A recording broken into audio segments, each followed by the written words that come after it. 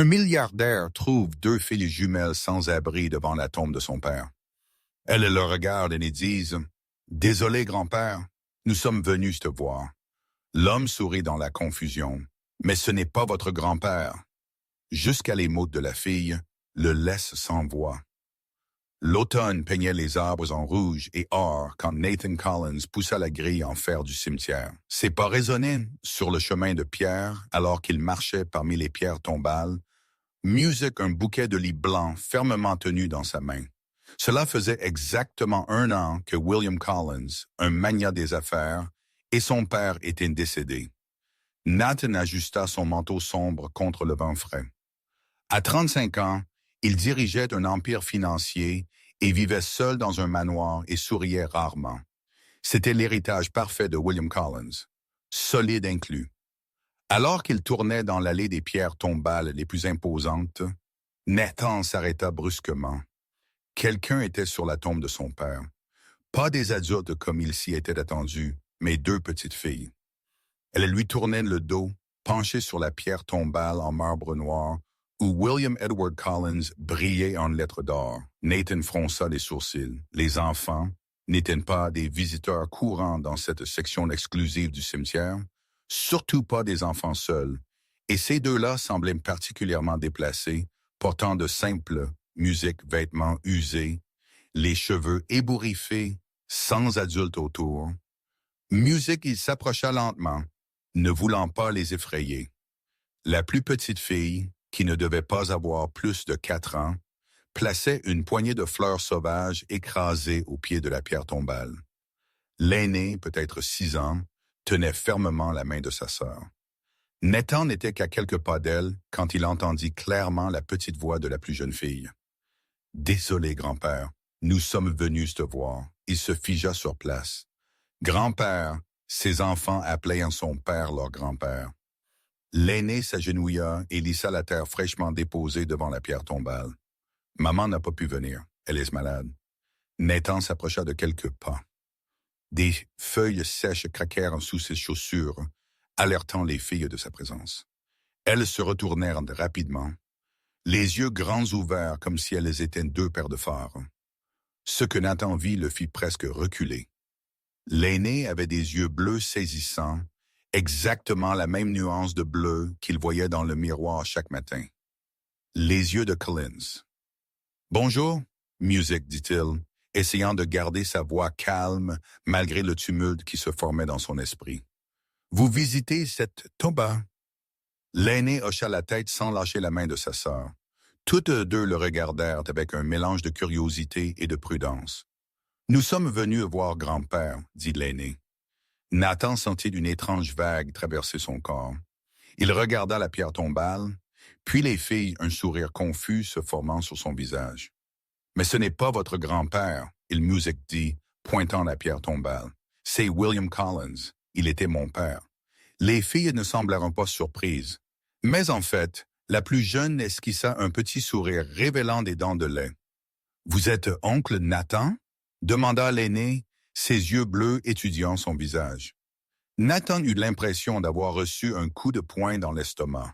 « Oncle, comment ses enfants connaissaient-elles son nom? »« Comment savez-vous qui je suis ?» demanda-t-il, sa voix plus faible qu'il ne l'avait voulu. « Maman a des photos de vous dans le journal, » répondit la fille. « Elle a dit que vous ressembliez à grand-père quand il était plus jeune. » Le monde autour de Nathan commença à tourner. Les pièces d'un puzzle dont il ignorait même l'existence commencèrent à s'assembler. « Qui est votre mère? » demanda-t-il, Music craignant presque la réponse. « Emily Carter, » répondit la fille. « Elle est à l'hôpital.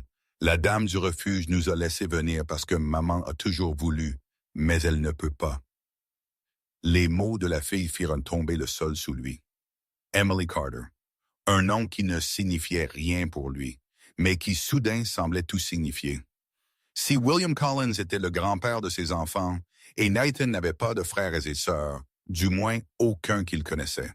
« Music, vous, quels sont vos noms? » demanda-t-il, la bouche sèche.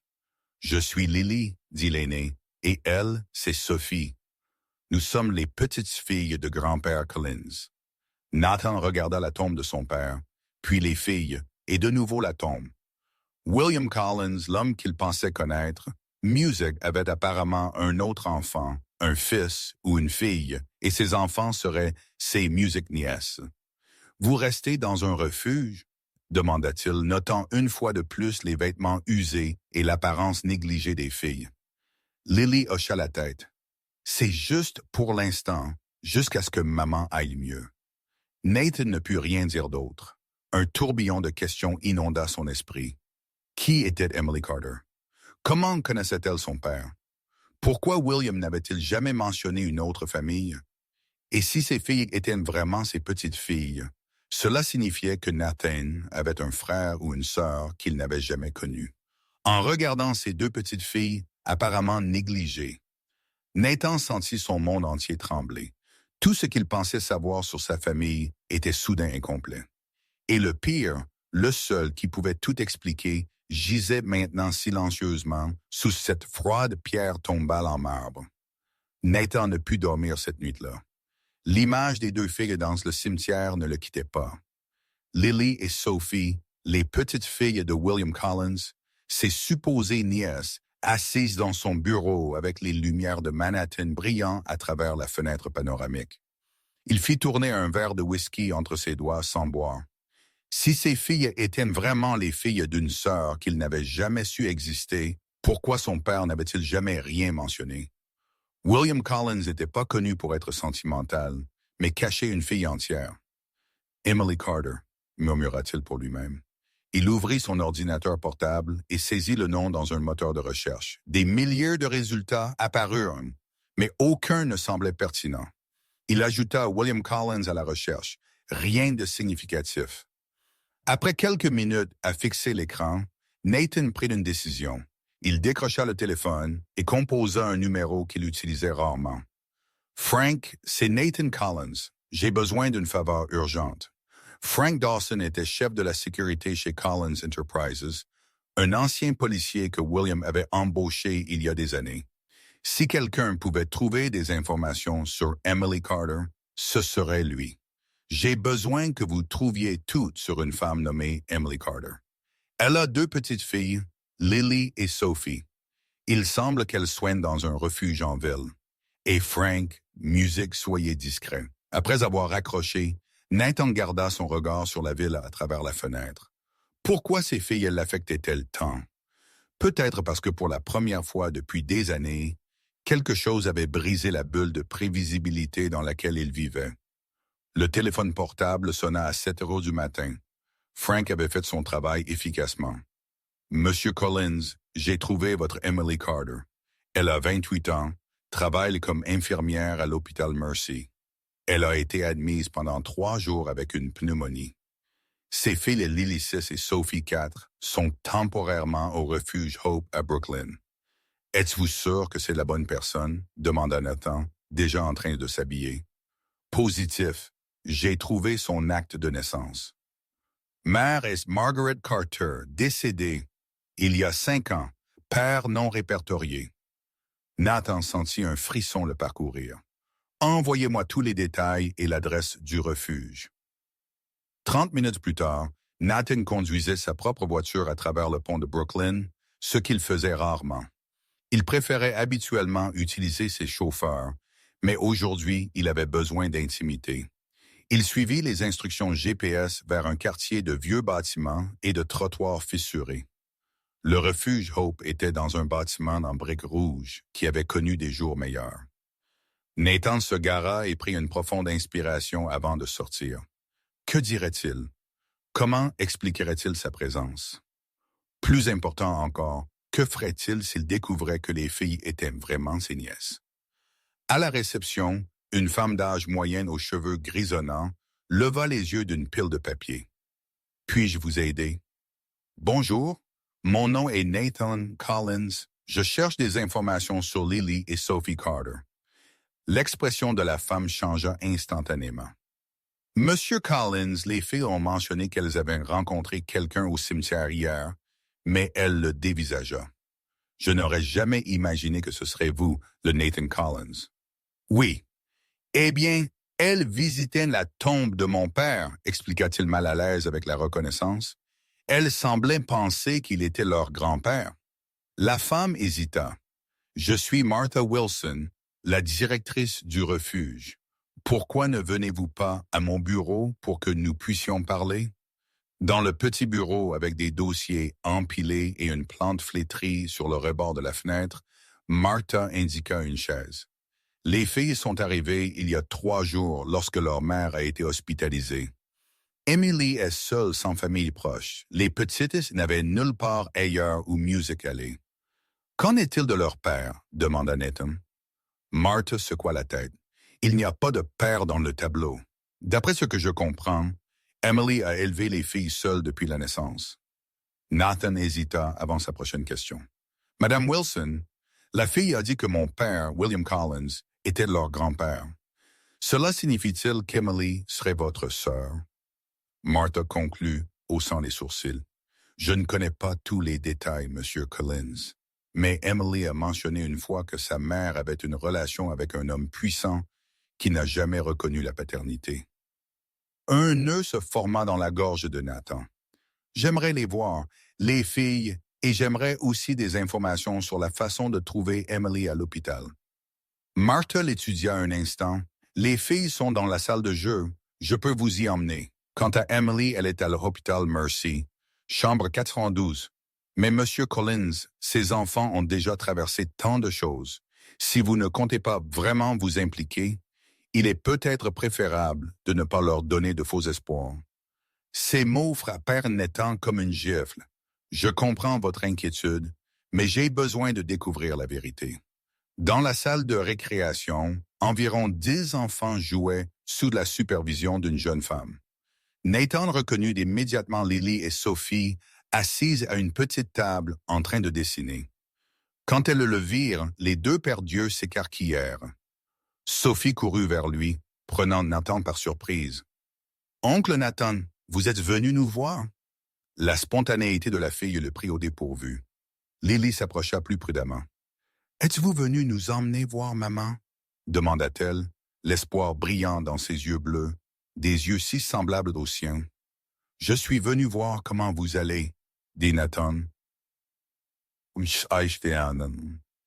s'accroupissant à leur niveau. « Musique?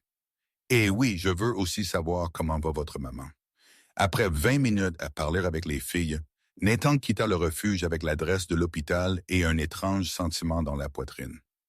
Les filles étaient intelligentes et douces malgré leurs circonstances, et la ressemblance physique, surtout avec Lily, était impossible à ignorer. L'hôpital Mercy était une structure grise et impersonnelle. Nathan passa à la réception, expliqua qui il visitait et se dirigea musique vers le 4e étage. Son cœur battait alors qu'il s'arrêtait devant la chambre 412. Que dirait-il à cette femme qui pourrait être sa sœur? Il frappa légèrement et entra. La chambre était simple avec 2 lits séparés par un rideau. Dans le lit près de la fenêtre, une jeune femme était assise, feuilletant un magazine. Quand elle le vit, ses yeux, du même bleu que ceux de Lily, s'écarquillèrent sous le choc. « Bonjour, » dit Nathan, s'arrêtant dans l'embrasure de la porte. « Music. Vous êtes Emily Carter? » Elle ferma le magazine lentement, sans détourner le regard. « Oui, et vous devez être Nathan Collins. » Il y avait une tension dans sa voix qui le surprit. Ce n'était pas de la peur, mais autre chose. Un mélange de ressentiment et de prudence. « Vos filles m'ont rencontré hier au cimetière, » expliqua-t-il, s'approchant du lit. « Elles visitaient la tombe de mon père. » Emily laissa échapper un court soupir. Elle n'aurait pas dû y aller seule. Martha a promis qu'elle les garderait au refuge. Elles vont bien, Nathan l'assura. Je viens de les voir. Un silence tendu emplit la pièce. Nathan rassembla le courage de poser la question qui tournait dans son esprit. « Emily, est-ce que vos filles ont appelé mon père, leur grand-père? Elles ont dit, vous avez des photos de moi. » Pourquoi? Emily le fixa longuement avant de répondre. Son visage était pâle avec des cernes sous les yeux. Mais il y avait une fermeté dans son expression, parce que William Collins était mon père aussi, ce qui fait de vous mon demi-frère. Même s'il s'en doutait déjà, L'entendre confirmer fit Nathan s'appuyer contre le mur pour se soutenir. Comment, quand ma mère Margaret travaillait comme assistante exécutive chez Collins Enterprises en 1995, Emily expliqua, sa voix maintenant neutre, comme racontant une histoire qu'elle avait répétée plusieurs fois. Elle avait 24 ans. Votre père avait 50 ans et était déjà marié à votre mère. Ils ont eu une liaison pendant presque 1 an. Nathan ferma les yeux un instant. La chronologie correspondait. Il n'avait que 5 ans en 1995. Quand ma mère est tombée enceinte, Emily continua. Votre père a nié que le bébé était le sien. Il lui a offert musique de l'argent pour régler le problème. Quand elle a refusé, il l'a virée et a payé une somme pour qu'elle disparaisse. Il lui a fait signer des documents promettant de ne jamais le contacter, ni de faire de réclamation de paternité. Nathan sentit son estomac se nouer. Cela ressemblait exactement à quelque chose que William Collins ferait. Comment avez-vous découvert qu'il était votre père alors? Ma mère ne me l'a jamais caché. Elle gardait des coupures de journaux et des photos de lui lors d'événements. Elle m'a toujours dit qui était mon père, même s'il ne voulait rien avoir à faire avec moi. Emily fit un sourire triste. Elle n'était pas amère, vous savez. Elle a dit que malgré tout, il lui avait donné moi, et c'est ce qui importait. Nathan tira une chaise et s'assit. Pourquoi ne l'avez-vous jamais cherché? Ou moi, Emily laissa échapper un rire sec. Pour dire quoi? Salut, je suis votre fille illégitime, celle que vous avez payée pour garder cachée. De plus, il a fait promettre de ma mère et elle a tenu parole. Après sa mort, j'ai pensé essayer, mais ensuite j'ai découvert que j'étais enceinte de Lily. Les priorités changent. Qu'en est-il du père des filles? Le visage d'Emily se durcit. Il n'est pas dans le tableau. N'a jamais été. Nathan absorba tout en silence. Son père, le grand William Collins, avait caché une fille pendant des décennies, payé pour le silence d'une femme, puis l'avait abandonnée alors qu'elle était enceinte. Quand j'ai appris que William était mort, Emily continua, j'ai envisagé d'aller aux funérailles, mais cela semblait mal. Il ne m'a jamais voulu dans la vie. Pourquoi me voudrait-il dans la mort? Mais j'avais promis aux filles qu'un jour je les emmènerais voir la tombe de leur grand-père. Je n'aurais jamais imaginé que cela se passerait ainsi. Nathan regarda cette femme qu'il venait de rencontrer et qui portait le même sang que lui. Une demi-sœur que son père avait délibérément cachée. Emily, je n'avais aucune idée. Si j'avais su, qu'auriez-vous fait? Demanda-t-elle, son ton maintenant provocateur. M'auriez-vous cherché? J'en doute fortement. Vous, les Collins, êtes tous les mêmes. Vous ne vous souciez que de l'empire, des apparences. Ce n'est pas juste, protesta Nathan. Je n'ai jamais su pour vous avant hier. Et maintenant que vous savez, que voulez-vous? Emily s'ajusta sur le lit, le regardant avec méfiance. Pourquoi êtes-vous ici, Nathan? Culpabilité, musique curiosité. Ou êtes-vous inquiet que j'aille voir la presse? Avec l'histoire sordide du grand William Collins, je veux aider, répondit-il, surpris par sa propre sincérité. Vos filles, mes nièces, sont dans un refuge. Vous êtes malades. Nous sommes de la famille. Emily secoua lentement la tête. Non, Nathan, vous partagez le même sang que moi, mais cela ne fait pas de nous une famille. La famille, ce sont les personnes qui sont là les unes pour les autres, qui se soutiennent mutuellement. Je n'ai pas besoin de votre charité tardive. Ce n'est pas de la charité, insista-t-il. C'est le moins que je puisse faire. Pourquoi? Pour soulager votre conscience ou pour nettoyer la mémoire de votre père. L'amertume dans ses mots le piqua. Nathan se leva, choqué par l'hostilité défensive d'Emily. Il avait imaginé de nombreuses réactions, mais pas cette résistance véhémente. Écoutez, je sais que nous ne nous connaissons pas, et je comprends votre méfiance. Mais vos filles sont mes nièces, vous êtes ma sœur, et je viens de découvrir que mon père m'a caché toute une partie de ma famille toute ma vie. J'essaie de digérer cela autant que vous. Le regard d'Emily s'adoucit légèrement. Pendant un instant, Nathan vit de la vulnérabilité dans ses yeux. Je n'ai pas besoin que vous nous sauviez, Nathan. Nous nous en sommes bien sortis jusqu'à présent. Dans un music refuge avec vous à l'hôpital? Nathan regretta les mots dès qu'ils furent prononcés. Le visage d'Emily se durcit à nouveau. Ne me jugez pas, j'ai toujours fait de mon mieux. Un mauvais passage ne définit pas qui je suis, ni comment j'élève mes filles. Nathan prit une profonde inspiration. Je suis désolé, je ne voulais pas juger. Laissez-moi simplement aider Emily, s'il vous plaît. Nous pouvons y aller doucement. Vous avez besoin de vous rétablir et les filles ont besoin d'un endroit meilleur qu'un refuge temporaire. Emily l'étudia longuement. Pourquoi cela vous importe-t-il tant? Vous venez de nous rencontrer. Parce que Nathan hésita, cherchant les bons mots. Parce que vous êtes la seule famille à qu'il me reste. Et peut-être est-il temps de réparer les erreurs de mon père, même s'il n'est pas là pour le faire lui-même. Un lourd silence emplit la pièce. Finalement, Emily parla, sa voix plus calme. Mettons les choses au clair, Nathan. Accepter votre aide ne signifie pas que je vous fais confiance. Et cela ne signifie pas que vous avez soudain le droit de prendre des décisions concernant nos vies, si même je décide de l'accepter. Nathan Music hocha lentement la tête. Je comprends, c'est votre choix, mais je veux que vous sachiez que je suis là maintenant et je ne disparaîtrai pas. Music Emily ne répondit pas, mais il y avait quelque chose de différent dans son regard. Ce n'était pas de l'acceptation, pas encore, mais c'était peut-être le premier pas vers quelque chose qu'aucun d'eux ne pouvait définir. Nathan fit tourner un stylo Music entre ses doigts alors qu'il fixait son écran d'ordinateur sans vraiment le voir. 3 music jours s'étaient écoulés depuis sa rencontre avec Emily à l'hôpital, et il ne pouvait pas arrêter de penser à Music, elle et aux filles. La pensée qu'il avait une famille qu'il ignorait avoir le hantait comme une ombre. Music, l'interphone de son bureau sonna, interrompant ses pensées.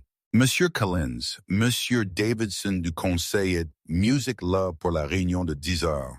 Faites-le entrer, Claire, Nathan répondit, redressant sa cravate et essayant de chasser Emily de son esprit.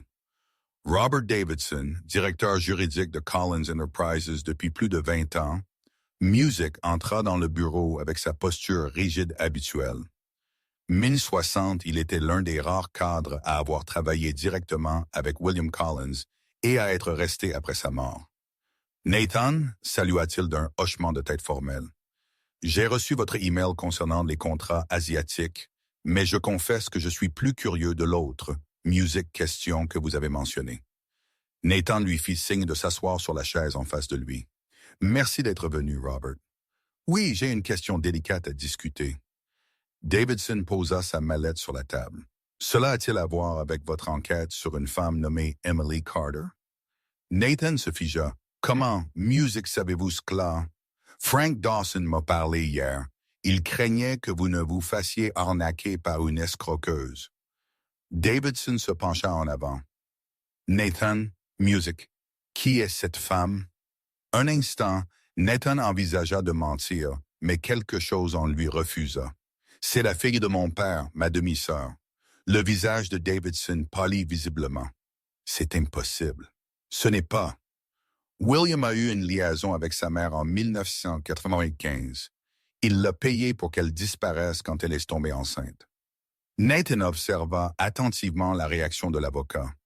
Mais vous saviez déjà cela, n'est-ce pas, Robert? Davidson ajusta ses lunettes, visiblement mal à l'aise. Votre père m'a consulté à propos de certains accords de confidentialité à l'époque, mais il n'a jamais confirmé qu'il avait une fille. Eh bien, il en a eu une, et maintenant, elle a 2 filles, mes nièces. Nathan se leva et se dirigea vers la fenêtre. Elles vivent dans un refuge, Robert. Emily est malade, sans un sou, tandis que je vis dans ce que... Il désigna le bureau luxueux. Palais d'entreprise. Nathan. La voix de Davidson prit un ton prudent. Je comprends votre choc, mais vous devez considérer les implications. Si cette femme est vraiment la fille de William, elle pourrait avoir droit à une part significative de l'héritage. Les actionnaires seraient furieux, sans parler du scandale pour l'image de l'entreprise. Je suis conscient, Nathan répondit, plus sèchement qu'il ne l'avait voulu. De plus, Davidson continua, comment pouvez-vous être sûr qu'elle est qui elle prétend être. Avez-vous envisagé un test ADN? Il y a beaucoup d'opportunistes. Nathan se tourna vers lui. Avez-vous vu ses filles, surtout Lily, l'aînée? Elle a les mêmes yeux que moi, que mon père. Les coïncidences arrivent, arguait Davidson. Nathan, vous avez été élevé pour diriger cette entreprise. Vous êtes le seul héritier légitime de William. Ne gâchez pas tout à cause d'une possible erreur, ou pire, d'une fraude élaborée. Ces mots frappèrent Nathan comme un coup de poing. C'était exactement le genre de choses que son père dirait. Protéger l'Empire avant tout, l'image publique avant la vérité. Je vais l'aider, déclara Nathan, Music se surprenant lui-même par la fermeté de sa voix. D'une manière ou d'une autre, Davidson soupira. Si vous êtes déterminé, Music, au moins soyez prudent. Je suggère un accord de confidentialité avant Music. Toute aide financière est certainement un test ADN. Après le départ de Davidson, Nathan resta près de la fenêtre, regardant l'agitation de Manhattan en contrebas. Music, des gens pressés, chacun avec sa propre histoire, ses propres secrets de famille. Combien d'autres William Collins y avait-il? Des hommes puissants niant leurs responsabilités, cachant des pans entiers de leur vie. Son téléphone vibra. Un message de l'hôpital. Emily serait autorisée à sortir cet après-midi. Sans y penser à deux fois, Nathan attrapa son manteau et ses clés de voiture. Le refuge Hope semblait encore plus déprimant sous la faible lumière de fin d'après-midi. Nathan se gara devant le bâtiment en Bricks Music et prit une profonde inspiration avant de sortir. Il avait passé toute la journée à réfléchir à ce qu'il dirait à Emily, comment il pourrait la persuader d'accepter son aide. Martha Wilson le salua d'un sourire fatigué. « Monsieur Collins, quelle surprise! Emily vient de rentrer de l'hôpital. Elle est dans la chambre 14 avec les filles. Music. Comment va-t-elle? Demanda Nathan. Mieux mais épuisée. Elle a insisté pour quitter l'hôpital aujourd'hui. Music. Même si les médecins ont recommandé plus de temps, elle est têtue. Inquiète pour les factures, pour les filles. Nathan hocha la tête, ressentant un mélange d'admiration et de frustration. Puis-je la voir? Martha le guida à travers les couloirs étroits jusqu'à une porte au bout du couloir. Elle frappa légèrement et l'ouvrit. Music, Emily, vous avez un visiteur. La chambre était petite avec 2 lits simples et un lit superposé. Lily et Sophie étaient assises par terre, jouant avec des poupées usées, pendant qu'Emily rangeait des vêtements dans une armoire encastrée. Quand elle vit Nathan, son visage montra de la surprise puis de la suspicion. « Les filles, Martha dit, pourquoi ne m'aidez-vous pas à préparer des collations pour tout le monde? » Sophie sauta excitée, mais Lily regarda sa mère hésitante. « C'est bon, ma chérie, » Emily assura. « Va avec Madame Wilson. » Après le départ des enfants, un lourd silence emplit la pièce. Emily s'assit sur le bord du lit, visiblement fatiguée. « Je ne m'attendais pas à vous revoir si tôt, » dit-elle. « J'ai entendu dire que vous aviez été autorisé à sortir de l'hôpital aujourd'hui. » Nathan répondit, debout près de la porte. « Comment vous sentez-vous? »« Mieux. Je ne peux pas me permettre de rester malade longtemps. » Elle désigna la pièce. « Comme vous pouvez le voir, notre plan B n'est pas exactement 5 étoiles. » Nathan observa l'espace exigu, Music les murs écaillés, la fenêtre qui se fermait à peine. La culpabilité le submergea de nouveau. « Emily, je veux aider, je peux vous trouver un appartement. Payer vos frais médicaux, m'assurer que les filles aient tout ce dont elles ont besoin. » Emily croisa les bras, et en retour, la question le prit au dépourvu. « En retour, je ne veux rien, nous sommes de la famille. »« De la famille ?» répéta-t-elle avec un sourire triste. « Vous me connaissez depuis moins d'1 semaine, Music Nathan. Nous ne sommes pas de la famille juste parce que nous partageons la moitié de notre ADN. Alors laissez-moi, Music, vous connaître, insista-t-il. Laissez-moi faire partie de la vie des filles. Ce sont mes nièces. » Emily étudia son visage pendant un long moment. « Pourquoi est-ce que si important pour vous? Est-ce que la culpabilité ou juste un projet de charité pour Music vous sentir mieux d'être l'enfant unique du grand William Collins? » Ces mots blessèrent. Mais Nathan reconnut l'autodéfense derrière eux. Ce n'est pas ça du tout.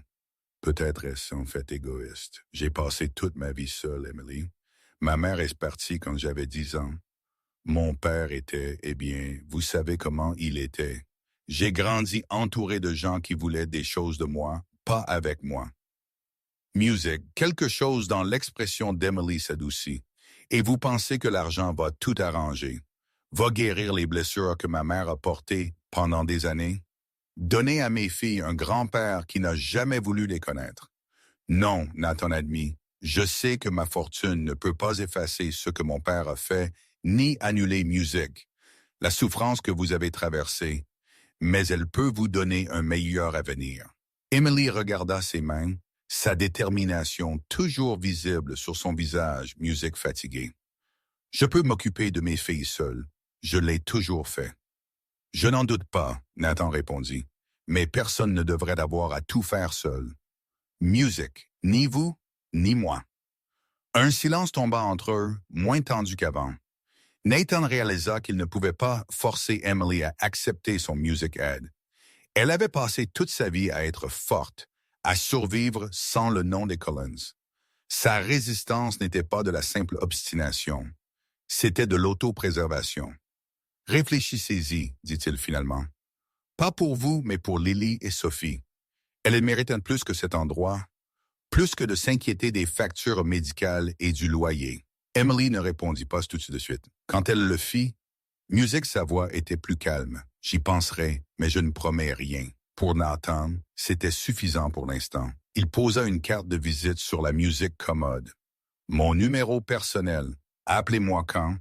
Vous s'éclaircit la gorge, décidez. Ou si vous avez besoin de quoi que ce soit. En quittant le refuge, Nathan ressentit un étrange mélange d'émotions. Une partie de lui craignait qu'Emily n'appelle jamais, qu'elle rejette son aide purement et simplement. Une autre partie craignait le contraire, Music qu'elle accepte, et qu'il ne sache pas comment être le frère dont elle avait besoin. Alors qu'il retournait à Manhattan, les gratte-ciels s'élevant à l'horizon comme des sentinelles de son privilège, Nathan savait que quoi qu'Emily décide, sa vie ne serait plus jamais la même. Les secrets de William Collins avaient tout changé, et maintenant il devait décider quel genre d'homme il serait, une copie de son père ou quelqu'un d'entièrement différent. Nathan ne pouvait pas dormir. Pour la 3e nuit consécutive, il se retrouva sur la terrasse de son appartement, contemplant la ville illuminée en contrebas. Sa rencontre avec Emily à l'hôpital l'avait secoué plus qu'il ne s'y attendait. Une sœur, des nièces, une famille qu'il ignorait avoir. Il but une gorgée de son whisky, laissant le liquide ambré lui brûler la gorge. Une partie de lui voulait aider Emily et les filles immédiatement les faire sortir du refuge, leur offrir une maison confortable, payer les frais médicaux, assurer aux filles une bonne éducation. Après tout, il avait assez d'argent pour plusieurs vies. Mais une autre partie hésitait. Et s'il agissait trop hâtivement? Et si Emily ne voulait vraiment pas de ton aide? Et s'il s'impliquait trop et finissait par être déçu? Ou pire, et s'il décevait les filles? Son téléphone sonna, interrompant ses pensées. C'était Frank Dawson. « Monsieur Collins, j'ai des informations que vous avez demandées sur le refuge Hope. » La voix grave de Frank semblait fatiguée, même au téléphone. C'est un endroit décent, principalement financé par des dons privés. Ils accueillent des familles en crise temporaire pour un maximum de 3 semaines. 3 semaines? Nathan fronça les sourcils. Et ensuite? Ensuite, les familles doivent trouver un autre endroit. Emily Carter et les filles y sont depuis 5 jours. Elle a été à l'hôpital pendant 3 de ces jours. Nathan le remercia et raccrocha. 3 semaines, ce n'était pas beaucoup de temps. Emily serait faible après une pneumonie, peut-être incapable de travailler pendant un certain temps. Où irait-elle ensuite? Il regarda de nouveau la ville, pensant en regard défensif d'Emily. Elle ne voulait pas de sa charité, elle l'avait bien fait comprendre. Mais et s'il y avait un autre moyen? Un qui respecterait sa fierté, mais offrirait tout de même une aide réelle. Le lendemain matin, Nathan se rendit au refuge Hope. Martha Wilson le salua d'un sourire fatigué mais sincère. « Monsieur Collins, Quelle agréable surprise. Êtes-vous ici pour voir les filles? En fait, j'aimerais vous parler d'abord, répondit-il, la suivant dans son petit bureau. Je veux aider, mais d'une manière qu'Emily peut accepter. Martha indiqua une chaise. C'est une femme fière et elle a de bonnes raisons de se méfier de la famille Collins. Je musique sais, Nathan admet. C'est pourquoi j'ai besoin de vos conseils. De quoi le refuge a-t-il le plus besoin en ce moment? Et de quoi Emily et les filles auront-elles besoin quand elles partiront? Les yeux de Martha s'illuminèrent. Eh bien, quant au refuge, nous avons toujours besoin de fournitures de base. Nourriture non périssable, produits d'hygiène, literie, notre système de chauffage ne fonctionne aussi qu'à moitié. Pendant l'heure suivante, Nathan écouta attentivement les besoins du refuge et les préoccupations spécifiques concernant la situation d'Emily.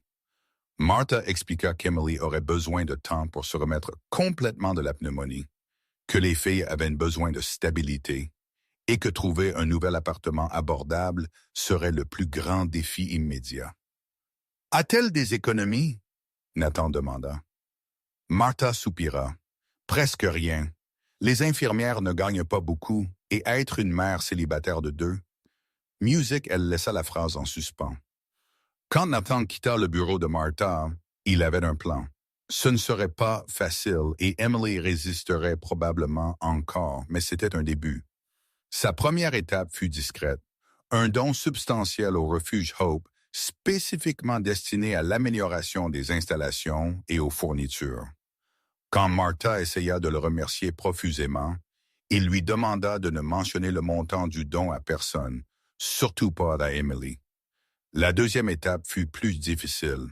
Nathan se rendit à l'hôpital où Emily travaillait et rencontra la directrice des soins infirmiers, expliquant partiellement la situation, qu'Emily était sa sœur nouvellement découverte, qu'elle traversait des difficultés et qu'il voulait aider sans nuire à son indépendance. « C'est une excellente infirmière », la superviseure déclara.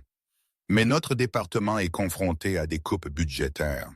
Nous ne pouvons pas offrir de congé médical payé de plus de 2 semaines. » Après une longue conversation, ils parvinrent à un accord. L'hôpital trouverait des fonds pour prolonger le congé médical payé d'Emily d'1 mois, lui permettant de se rétablir complètement. Nathan, bien sûr, serait la véritable source de ces fonds, mais Emily n'avait pas besoin de le savoir. 3 jours plus tard, Nathan rendit enfin visite à Lily et Sophie au refuge. Les filles le saluèrent avec enthousiasme, surtout Sophie, qui courut dans ses bras comme si elle le connaissait depuis des années, pas des semaines. « Vous avez apporté des cadeaux ?» annonça-t-elle, désignant un petit sac à dos rose près du lit. Sophie, Lily la réprimanda gentiment. « On ne demande pas de cadeaux comme ça. » Nathan rit. « Je n'ai pas apporté de cadeaux aujourd'hui. Mais que diriez-vous de ça? Après avoir rendu visite à votre maman à l'hôpital, nous pouvons nous arrêter pour une glace. » Les yeux de la fille s'illuminèrent, Music et même Lily ne put cacher son sourire. À l'hôpital, ils trouvèrent Emily assise dans son lit, feuilletant un magazine. Elle semblait moins pâle que lors de sa dernière visite, mais toujours visiblement faible. Son expression en voyant Nathan était un mélange de surprise et de suspicion. « Je pensais que vous aviez abandonné, » dit-elle après que les filles soient parties avec une infirmière pour prendre du jus. « Pourquoi penseriez-vous cela? » demanda Nathan, s'asseyant sur la chaise à côté du lit. « Cela fait presque 1 semaine. J'ai imaginé que peut-être vous aviez réalisé que nous sommes trop compliqués pour votre style de vie. » Nathan sourit légèrement. « Présumez-vous toujours le pire des gens? »« Pas des gens, des Collins, » elle répondit. Elle étudia Music son visage. « Alors pourquoi êtes-vous ici, Nathan? »« Vraiment? Parce que je veux apprendre à connaître ma sœur, » il répondit simplement. « Et parce que je veux que mes nièces sachent qu'elles ont un oncle qui se soucie d'elles. » Emily détourna le regard, signe que ces mots l'avaient touchée. Et combien de temps cet intérêt durera-t-il? 1 mois, 1 an, jusqu'à ce que quelque chose de plus important arrive. Je ne peux pas prédire l'avenir, Emily. Tout ce que je peux promettre, c'est que je suis là maintenant et je veux être là demain. Music aussi. Quand les filles revinrent, la conversation passa à des sujets plus légers. Nathan resta presque 2 heures à écouter Sophie décrire un dessin qu'elle avait fait au refuge, et Lily expliquait avec des détails surprenants le livre qu'elle lisait.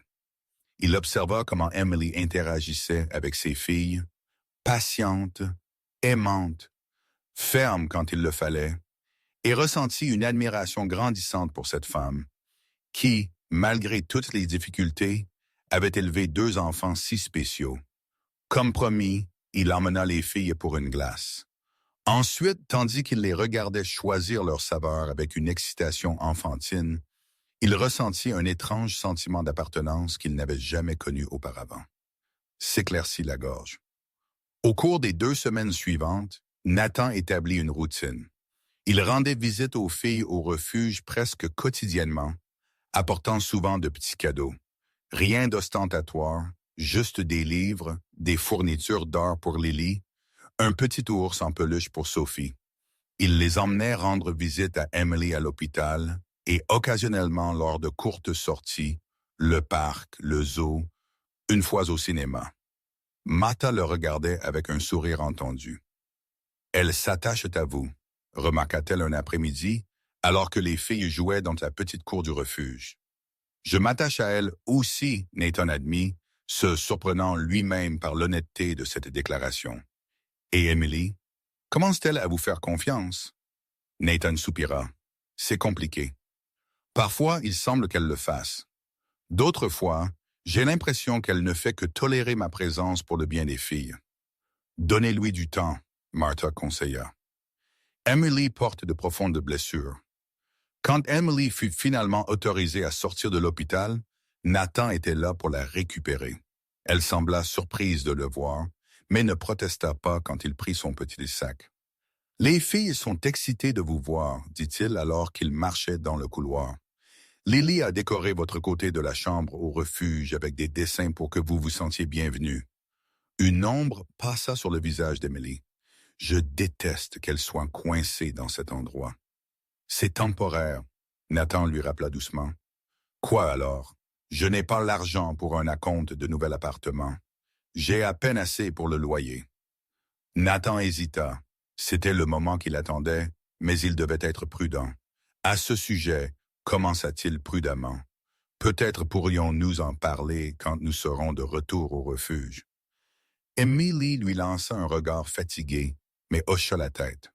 Au refuge, après une réunion émouvante avec ses filles, Emily s'assit finalement avec Nathan dans un coin musique tranquille de la salle commune. « Alors, de quoi vouliez-vous parler ?» demanda-t-elle directement. Nathan prit une profonde inspiration. « J'ai trouvé quelques appartements à louer qui pourraient vous intéresser. Des quartiers sûrs près d'écoles décentes, à un prix raisonnable. » Emily haussa un sourcil. « Et comment exactement je paie la compte? Ou le loyer étant donné que je serai encore en congé médical pendant un certain temps. » Quant à la compte, Nathan choisit ses mots avec soin. « J'aimerais aider comme une avance, pas un cadeau. Vous pourrez me rembourser quand vous pourrez. Pas de précipitation. Et pourquoi feriez-vous cela? Parce que nous sommes de la famille, dit-il simplement, et les familles s'entraident. » Emily l'étudia longuement, comme si elle essayait de déchiffrer ses vraies intentions. « Et si je ne parvenais jamais à vous rembourser? »« Alors ne le faites pas, ce n'est pas le but. » À sa surprise, Emily ne rejeta pas l'idée d'emblée. « J'y penserai, » dit-elle enfin. C'était plus que Nathan n'espérait. Un petit pas, mais significatif. Dans les jours qui suivirent, Emily commença lentement à s'ouvrir à la possibilité d'accepter l'aide de Nathan. Ensemble, ils visitèrent certains des appartements qu'il avait trouvés. C'étaient des endroits modestes, rien de luxueux, mais propres, musique sûre et définitivement meilleure que le refuge. Emily choisit le plus simple, le plus abordable, un appartement de 2 chambres dans un bâtiment plus ancien, mais bien entretenu, avec un petit espace vert où les filles pouvaient jouer. Quand Nathan lui remit le chèque pour le dépôt et le premier mois de loyer, Emily sembla lutter intérieurement. « Cela ne veut pas dire que je suis d'accord avec tout, » dit-elle, musique acceptant finalement l'enveloppe. « Je vous rembourserai. »« Je sais. » Nathan répondit, résistant à l'envie de dire que ce n'était pas nécessaire. Pendant le déménagement, qui consistait principalement à prendre les quelques sacs et cartons qu'elles possédaient, Nathan réalisa à quel point elles avaient peu de choses. L'appartement, bien que petit, semblait vide. « Music, nous avons besoin de meubles », commenta-t-il pendant qu'Emily organisait des vêtements dans une armoire encastrée. « Je les achèterai pièce par pièce », répondit-elle. « Les lits sont le plus important pour l'instant. Tout le reste peut attendre. » Nathan voulut argumenter, proposer de meubler tout l'appartement, mais il savait que ce serait trop. Au lieu de cela, il suggéra « Et si j'apportais quelques articles de base, une table, des chaises, peut-être un canapé.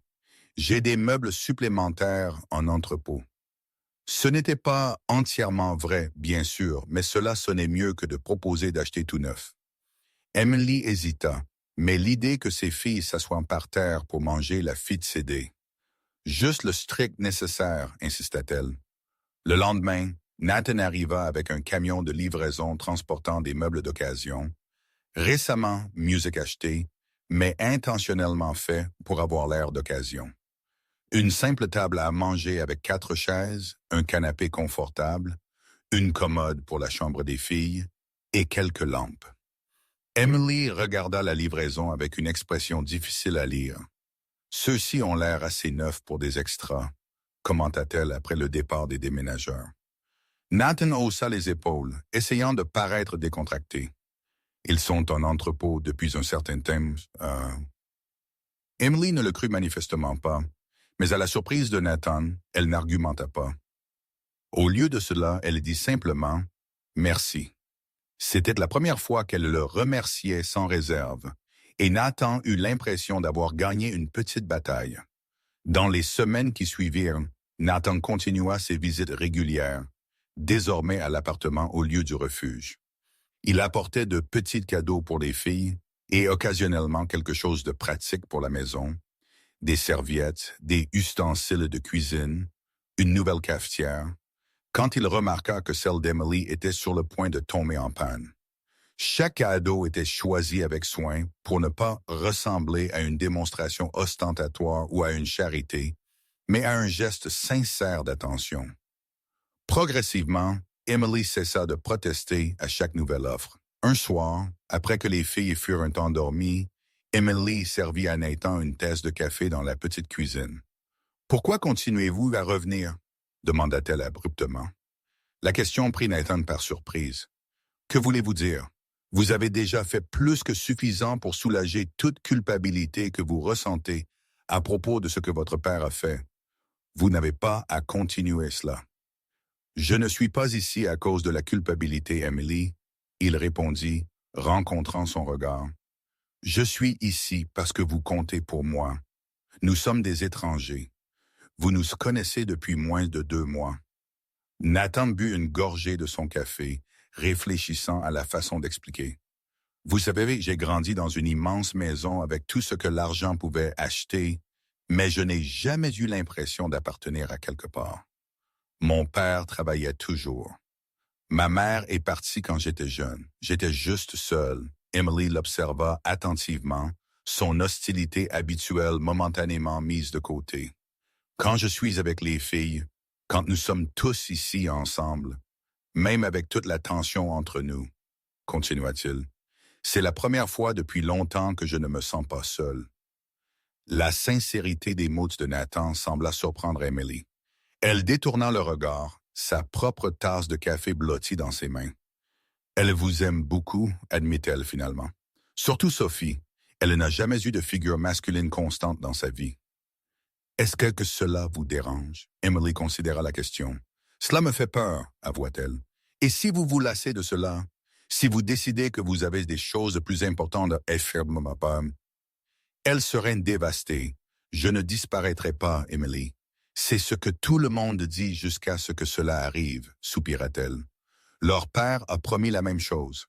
C'était la première fois qu'elle mentionnait le père de la fille en détail. Nathan sentit qu'il marchait sur un terrain sensible. « Que s'est-il passé avec lui? » demanda-t-il doucement. Emily haussa les épaules. « L'histoire classique, une grande romance. de grandes promesses.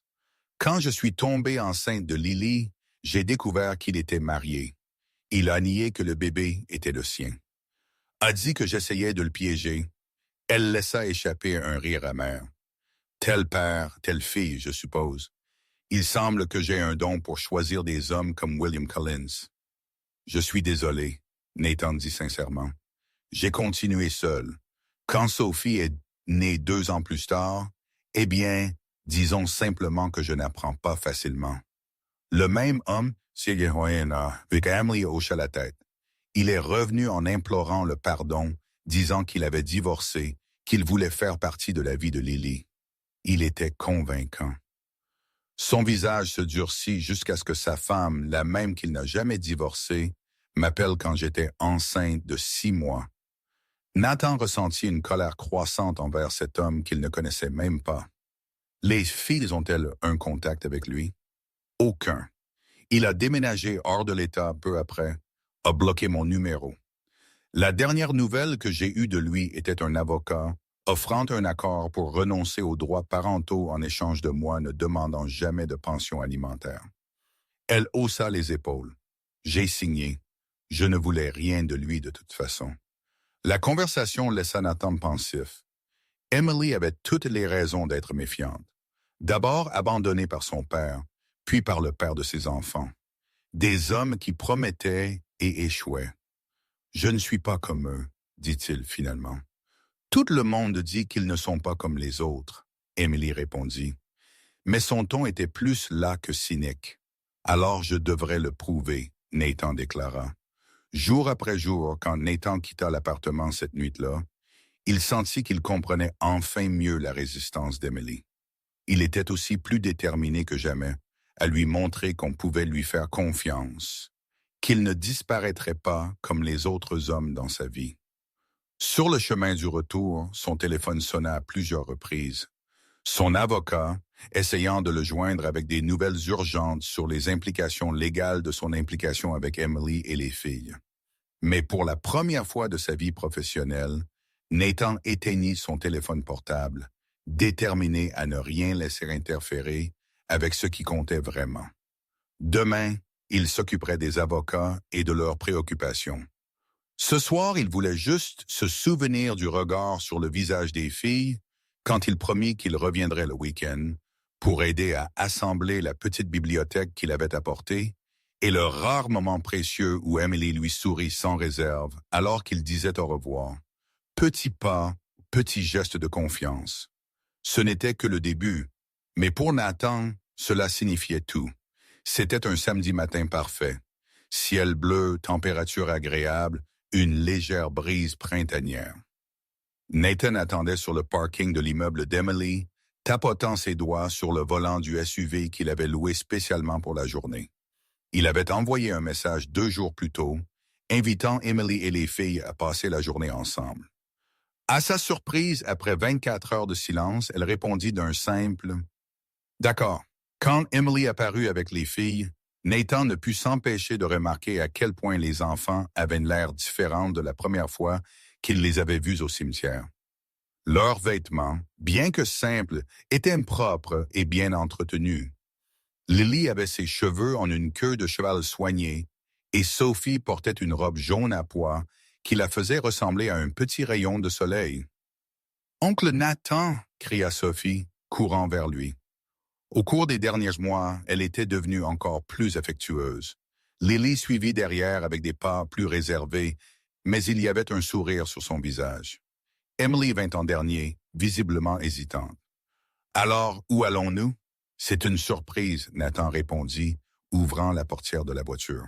« Mais je promets que vous aimerez. » Pendant le trajet hors de la ville, Sophie maintint une conversation animée sur sa nouvelle école et les amis qu'elle se faisait. Lily intervenait occasionnellement, mais passa la majeure partie du voyage à observer tranquillement le paysage défilant à l'extérieur. Emily resta silencieuse, jetant un regard occasionnel à Nathan. Après presque 1 heure de voyage, Nathan tourna sur une route privée menant à une propriété isolée. De grandes portes en fer s'ouvrirent automatiquement à leur approche. « Qu'est-ce que cet endroit? » Emily demanda finalement, brisant son silence. Un refuge de sauvetage animal. Nathan dit, se garant près d'une ferme rénovée. J'ai pensé que les filles pourraient aimer voir les animaux et ils ont un pique-nique organisé pour nous. Les yeux de Sophie s'écarquillèrent. Y a-t-il des chevaux et des poneys, des chèvres, quelques moutons et même un couple d'alpagas? Nathan répondit avec un sourire. Et le meilleur, musique nous pouvons en nourrir la plupart. Le visage de Lily s'illumina aussi, bien qu'elle essaie de cacher son excitation. Je n'ai jamais vu un alpaga de près. Emily sembla surprise par le choix de la sortie. Comment avez-vous trouvé cet endroit? Un ami l'a mentionné une fois. Il amène ses enfants ici tous les mois pour faire du bénévolat. Nathan haussa les épaules. Ce n'est rien d'extraordinaire, mais j'ai pensé que ce serait amusant. Emily étudia son visage un instant. Je pensais que vous nous emmèneriez quelque part de chic ou à un parc d'attractions cher. Je peux faire ça la prochaine fois si vous préférez, dit-il alors qu'ils sortaient de leur sac. Mais j'ai pensé que quelque chose de plus calme serait mieux pour nous apprendre à nous connaître. Une femme d'âge moyen portant des bottes en caoutchouc et un chapeau de paille sortit pour les accueillir. Monsieur Collins, bienvenue. Je suis Martha, la gardienne en chef, et ce doivent être les filles dont vous m'avez parlé, prêtes à rencontrer nos amis à quatre pattes. Les heures suivantes passèrent comme un rêve. Sophie piailla de joie à chaque nouvel animal, tandis que Lily se montra étonnamment douée avec eux, surtout un poney têtu qui, selon Martha, laissait rarement quiconque s'approcher. Nathan regarda Emily se détendre progressivement, d'abord juste en regardant ses filles, puis en se joignant à l'amusement. Quand elle rit à haute voix, voyant Sophie essayer d'imiter le son d'un alpaga, Nathan ressentit quelque chose de chaud dans sa poitrine. C'était la première fois qu'il la voyait vraiment heureuse. Pendant le pique-nique, assis sur une grande couverture à carreaux sous un arbre feuillu avec vue sur le pâturage des chevaux, la conversation coula plus naturellement que jamais. Comment avez-vous, musique, su que Lily aimerait les animaux? Emily demanda alors que les filles exploraient un potager voisin avec Martha. Nathan croqua dans une pomme. Elle a beaucoup de livres sur les animaux. J'ai remarqué la dernière fois que j'étais à votre appartement. Emily parut surprise. Vous avez fait attention? Bien sûr, pourquoi pas? Emily resta silencieuse un instant, tripotant son sandwich sans manger. Même leur père ne remarquait pas ce qu'elles aimaient. C'était la première fois qu'elle mentionnait le père de la fille. Nathan sentit sa tension. Alors il décida de ne pas insister. Elles ont de la chance de vous avoir, dit-il simplement. Emily regarda ses music fill au loin. J'ai toujours voulu leur donner ce que je n'ai jamais eu. Stabilité, présence. Ma mère a fait de son mieux, mais elle travaillait tellement. Comment était votre mère? Nathan demanda doucement. Music, Emily sourit, un sourire triste et nostalgique, forte, têtue. Elle ne s'est jamais laissée pleurer devant moi, mais parfois je l'entendais la nuit quand elle pensait que je dormais. À cause de mon père, Emily hocha lentement la tête. Elle l'aimait, vous savez. Elle l'aimait vraiment. Ce n'était pas juste une employée éblouie amoureuse d'un patron puissant comme il l'a probablement dit à ses avocats. Nathan baissa les yeux. Il ne m'a jamais rien dit à ce sujet, ou à personne d'autre à ma connaissance. Il a juste agi comme si vous n'aviez jamais existé. Un lourd silence s'installa entre eux. Emily prit une profonde inspiration avant de continuer. Ma mère gardait toutes les nouvelles sur lui. Coupures de journaux, magazines. Quand il est mort, elle était déjà partie depuis 3 ans, mais j'ai continué l'habitude. Je suppose qu'une partie de moi a toujours espéré, je ne sais pas, une sorte de reconnaissance, un signe. Je suis désolé. Nathan dit, sentant le poids d'une culpabilité qui n'était pas la sienne, mais qu'il portait musique quand même. Ce n'est pas ta faute, elle répondit comme si lisant ses pensées. Quand les filles revinrent, portant de petites pots, avec des semis de fleurs qu'elles avaient plantées dans le jardin, la conversation passa à des sujets plus légers. Mais quelque chose avait changé entre Nathan et Emily. Une petite barrière était tombée. Plus tard, elles nourrirent les moutons ensemble, Et Nathan réussit à prendre une photo parfaite d'Emily riant alors qu'une chèvre essayait de manger Music sa blues. Quand il lui montra la photo, elle parut surprise. Je ne me souviens même pas de la dernière fois que je me suis vu sourire comme ça. Tu devrais sourire plus, Nathan commenta. Ça te va bien. Une légère rougeur colora les joues d'Emily et elle reporta son attention sur Sophie, Music, qui les appelait pour voir un bébé lapin. Sur le chemin du retour vers la ville, les filles s'endormirent sur la banquette arrière, épuisées par tant d'activités. Le silence dans la voiture était confortable jusqu'à ce qu'Emily parle. Musk sa voix presque un murmure pour ne pas réveiller ses filles. J'ai trouvé quelque chose hier. J'organisais des boîtes d'affaires de ma mère qui étaient entreposées chez une amie et j'ai trouvé une enveloppe que je n'avais jamais vue auparavant. Nathan la regarda brièvement avant de se concentrer à nouveau sur la route. Music. Quel genre d'enveloppe? Emily tendit la main dans son sac à main et sortit une enveloppe de papier craft légèrement froissé, des lettres et quelques documents que ma mère gardait. Elle hésita. Il concerne ton père, Music, et ses affaires que je ne connaissais même pas. Nathan sentit son cœur s'accélérer. Tu veux que je les voie? Emily. Music fixa l'enveloppe un long moment. Oui, mais pas ici. Pas maintenant. Pourrais-tu venir à l'appartement demain soir après que les filles soient endormies? Je serai là, il promit. Au moment où ils arrivèrent à l'immeuble d'Emily, il faisait déjà nuit. Nathan aida à transporter les filles endormies jusqu'à l'appartement. Après les avoir bordées, il trouva Emily dans le petit salon. « Merci pour aujourd'hui », elle dit pour la première fois, avec un son sincèrement Music reconnaissant. C'était spécial pour elle. Et pour toi, Nathan s'aventura. Emily sourit légèrement. Oui, pour Music, moi aussi. Tu n'es pas ce à quoi je m'attendais, Nathan Collins. Qu'est-ce que tu attendais? Quelqu'un qui ressemblait plus à ton père, je suppose, Nathan sentit. Ces mots comme un compliment inattendu. À demain soir, alors. Emily hocha la tête, serrant l'enveloppe contre sa poitrine. À 21 heures, les filles seront endormies d'ici là. Music, la nuit suivante, Nathan arriva à l'heure. Emily ouvrit la porte vêtue de vêtements simples, jeans et un t-shirt bleu, les cheveux lâchés, chose qu'il voyait rarement. Elles se sont endormies rapidement ce soir, elle dit, l'invitant Music à entrer. Elles étaient épuisées de raconter à tout le monde à l'école les animaux. Le salon n'était éclairé que par une lampe de coin, créant une atmosphère plus intime. Sur la table basse se trouvait l'enveloppe de papier craft avec 2 tasses de thé. J'ai passé la journée à me demander si je devais vous montrer ceci, Emily admit. S'asseyant sur le canapé, ce sont des choses très personnelles de ma mère. Si vous préférez ne pas le faire, vous n'êtes pas obligé, Nathan dit, s'asseyant à une distance respectueuse. Emily secoua la tête. Non, vous avez le droit de savoir. C'est votre famille aussi. Elle prit une profonde inspiration. De plus, j'ai trouvé quelque chose qui pourrait expliquer pourquoi ton père ne nous a jamais cherchés, même après qu'il soit devenu veuf. Nathan la regarda ouvrir l'enveloppe avec précaution, comme si elle manipulait de délicates reliques. Elle sortit quelques feuilles de papier, certaines jaunies par le temps. C'est une lettre que ma mère a écrite à William, mais jamais envoyée. Elle est souhaitée Music 2 semaines avant.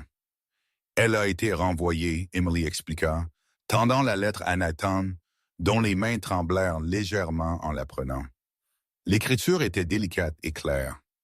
Nathan commença à lire silencieusement. « William, je sais que ce que je vais dire va tout changer entre nous, mais je ne peux plus garder ce secret. Je suis enceinte.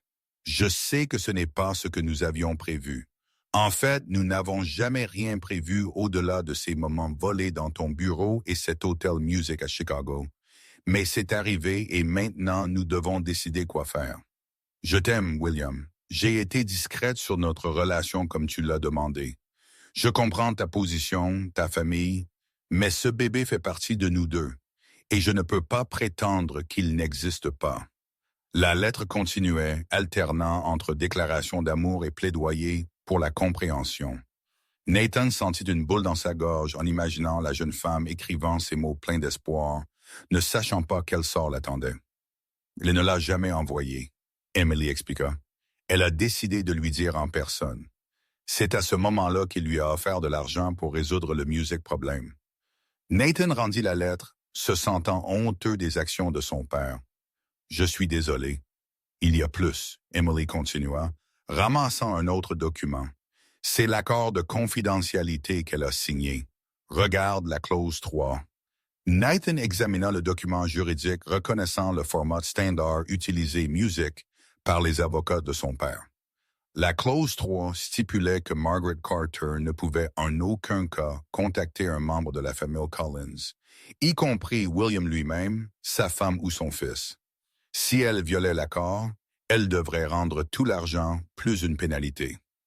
Emily expliqua, « Ma mère a utilisé cet argent pour recommencer, pour nous donner une vie. Elle ne pouvait pas risquer de tout perdre. » Music, Nathan secoua la tête, incrédule face à la froideur calculée de son père. Mais après qu'il soit devenu veuf, c'est là que ça devient encore plus surprenant. Emily l'interrompit, ramassant une autre feuille. C'est un rapport d'un détective privé daté de 2015, un an après la mort de ma mère. Nathan prit le papier, confus. C'était un rapport professionnel détaillant la vie d'Emily Carter. Alors 19 ans, étudiante en soins infirmiers, travaillant à temps partiel dans un restaurant. Il incluait même une photo d'elle quittant l'université. « Je ne comprends pas », il marmonna. « Ton père a engagé quelqu'un pour enquêter. » Moi, Emily dit, sa voix tremblante maintenant. Il savait que ma mère était morte. Il savait où j'étais, ce que je faisais. Il savait pour moi, Nathan. La réalisation frappa Nathan comme un coup de poing. Il savait, mais il n'a jamais pris contact. Emily hocha la tête, des larmes brillantes dans ses yeux. Il a choisi de continuer à nous ignorer, même quand rien ne l'empêchait de rencontrer sa fille. Nathan posa le rapport sur la table, ressentant une colère croissante envers l'homme qui l'avait élevé. William Collins avait eu la chance de corriger son erreur, de rencontrer son autre music Phil, mais il avait choisi le silence à nouveau. « Il y a une chose de plus, » Emily ajouta, sa voix presque un murmure. Elle hésita puis produisit une autre feuille. C'est une copie d'un test ADN. Nathan fronça les sourcils. « Que veux-tu dire? » D'après ce que je comprends, à un moment donné, il a dû obtenir un échantillon de moi. Peut-être une mèche de cheveux, je ne sais pas. Il a confirmé ce qu'il savait déjà. Je suis sa fille. 99,9% de certitude. Le choc laissa Nathan sans voix. Son père avait secrètement confirmé la paternité, mais avait quand même choisi de ne rien faire. Ni reconnaître Emily, ni faire savoir à Nathan qu'il avait une sœur. Sans réfléchir, Nathan tendit la main et prit celle d'Emily. À sa surprise, elle ne se retira pas. Ils restèrent ainsi quelques instants, unis par le silence et les révélations choquantes sur l'homme qui les avait réunis et séparés en même temps. « Il ne nous définit pas, » Nathan finalement dit. « Ce qu'il a fait, les choix qu'il a faits, nous n'avons pas à porter cela. Nous pouvons choisir différemment. » Emily serra légèrement sa music main. « J'ai essayé de me dire cela pendant des années, mais c'est difficile quand tout ce que tu sais, c'est que ton père ne voulait pas de toi. » « Je le veux, » Nathan dit avant de mieux y penser. « Je te veux, toi et les filles dans ma vie. Vous êtes ma famille, Emily. La seule vraie famille que j'ai jamais eue. » Les yeux d'Emily rencontrèrent dans les siens Schulich brillants de larmes non versées. Mais il y avait autre chose en eux maintenant. Une lueur d'espoir, musique peut-être, un petit signe de confiance qui à ce moment-là signifiait tout. Je me suis toujours demandé ce que ce serait de music avoir un frère. Elle admit, sa voix basse et vulnérable. Quelqu'un qui partageait le même sang, la même histoire. Moi aussi, Nathan avoua. Grandir enfant unique, c'est solitaire. Music, Emily relâcha doucement sa main et se leva, allant vers une petite étagère. Elle revint avec un album photo usé. « Je veux te montrer quelque chose, » elle dit, s'asseyant plus près de lui cette fois. Elle ouvrit l'album à la première page, révélant une photo d'une jeune femme belle avec la même couleur de cheveux qu'Emily et des yeux de forme similaire. C'est ma mère, Margaret, dans la vingtaine. Nathan examinant la photo, notant la joie sur le visage de la femme, une joie qui existait avant que William Collins n'entre dans sa vie et ne change tout. Page après page, Music, Emily lui montra des fragments de son enfance. Des anniversaires simples, des remises de diplômes scolaires, de petites sorties d'artistes au parc. Sur chaque photo, c'était juste Emily et sa mère. Occasionnellement, un ami, jamais un père, jamais une famille élargie. Elle a fait de son mieux, Emily dit, touchant une photo où Margaret la serrait dans ses bras devant un petit sapin de Noël. Elle travaillait 2 emplois parfois juste pour me donner une vie décente. Elle semble incroyable, Nathan commenta, ressentant une véritable admiration pour la femme que son père avait rejetée. Elle l'était, Emily confirma. Tu sais, quand j'étais petite, j'inventais des histoires sur mon père. Je disais qu'il était un astronaute en mission secrète ou un agent du gouvernement qui ne pouvait pas révéler son identité. Elle rit tristement. C'était plus facile que d'accepter la vérité. Et quelle était la vérité que ta mère t'a dite? Emily ferma l'album, que mon père avait une autre famille qu'il aimait plus, qu'il a fait un choix et ce n'était pas nous. Elle soupira. Elle n'a jamais dit du mal de lui. Tu sais, elle a dit qu'il avait ses raisons, que c'était compliqué. Ce n'est que plus tard que j'ai réalisé à quel point elle le protégeait, même après tout. Et toi, as-tu déjà voulu le chercher? Plusieurs fois, Music, Emily admit, surtout adolescente. Je suis même allé à l'immeuble où il travaillait une fois. Je me suis tenu sur le trottoir d'en face à regarder. Je l'ai vu partir, monter dans une limousine. Il semblait si inatteignable. Nathan essaya d'imaginer la scène, une adolescente regardant de loin. Le père qui ne l'avait jamais reconnu, tandis que William Collins continuait sa vie sans jamais regarder en arrière, sans se rendre compte que sa propre fille était juste là, si proche. Tu sais quoi? Étrange, Emily continua. Après que j'ai eu les filles, une partie de moi voulait qu'elles rencontrent leur grand-père, pas pour l'argent, mais parce que la famille devrait compter. J'ai même écrit une lettre quand Lily est née, mais je n'ai jamais eu le courage de l'envoyer. Il a manqué beaucoup de choses, Nathan dit doucement. Il a manqué de te connaître, de te voir grandir, de rencontrer ses petites filles. C'est quelque chose que l'argent ne peut pas acheter. Emily hocha la tête, des larmes silencieuses coulant maintenant sur ses joues. Nathan hésita un instant avant de se rapprocher, Music, et de la serrer doucement dans ses bras. Elle se raidit d'abord, mais se détendit vite dans ses bras, se permettant, peut-être pour la première fois, de pleurer le rejet qu'elle avait porté toute sa vie. « C'est bon, » il murmura, la serrant alors que des sanglots silencieux secouaient son corps. « Nous ne sommes plus seuls. » Quand Nathan quitta l'appartement cette nuit-là, quelque chose de fondamental avait changé entre eux. Les documents révélés et les histoires partagées avaient construit un pont à travers le gouffre que William Collins avait laissé. Emily et Nathan n'étaient plus des étrangers liés. Par un accident génétique, ils commençaient enfin à devenir une famille.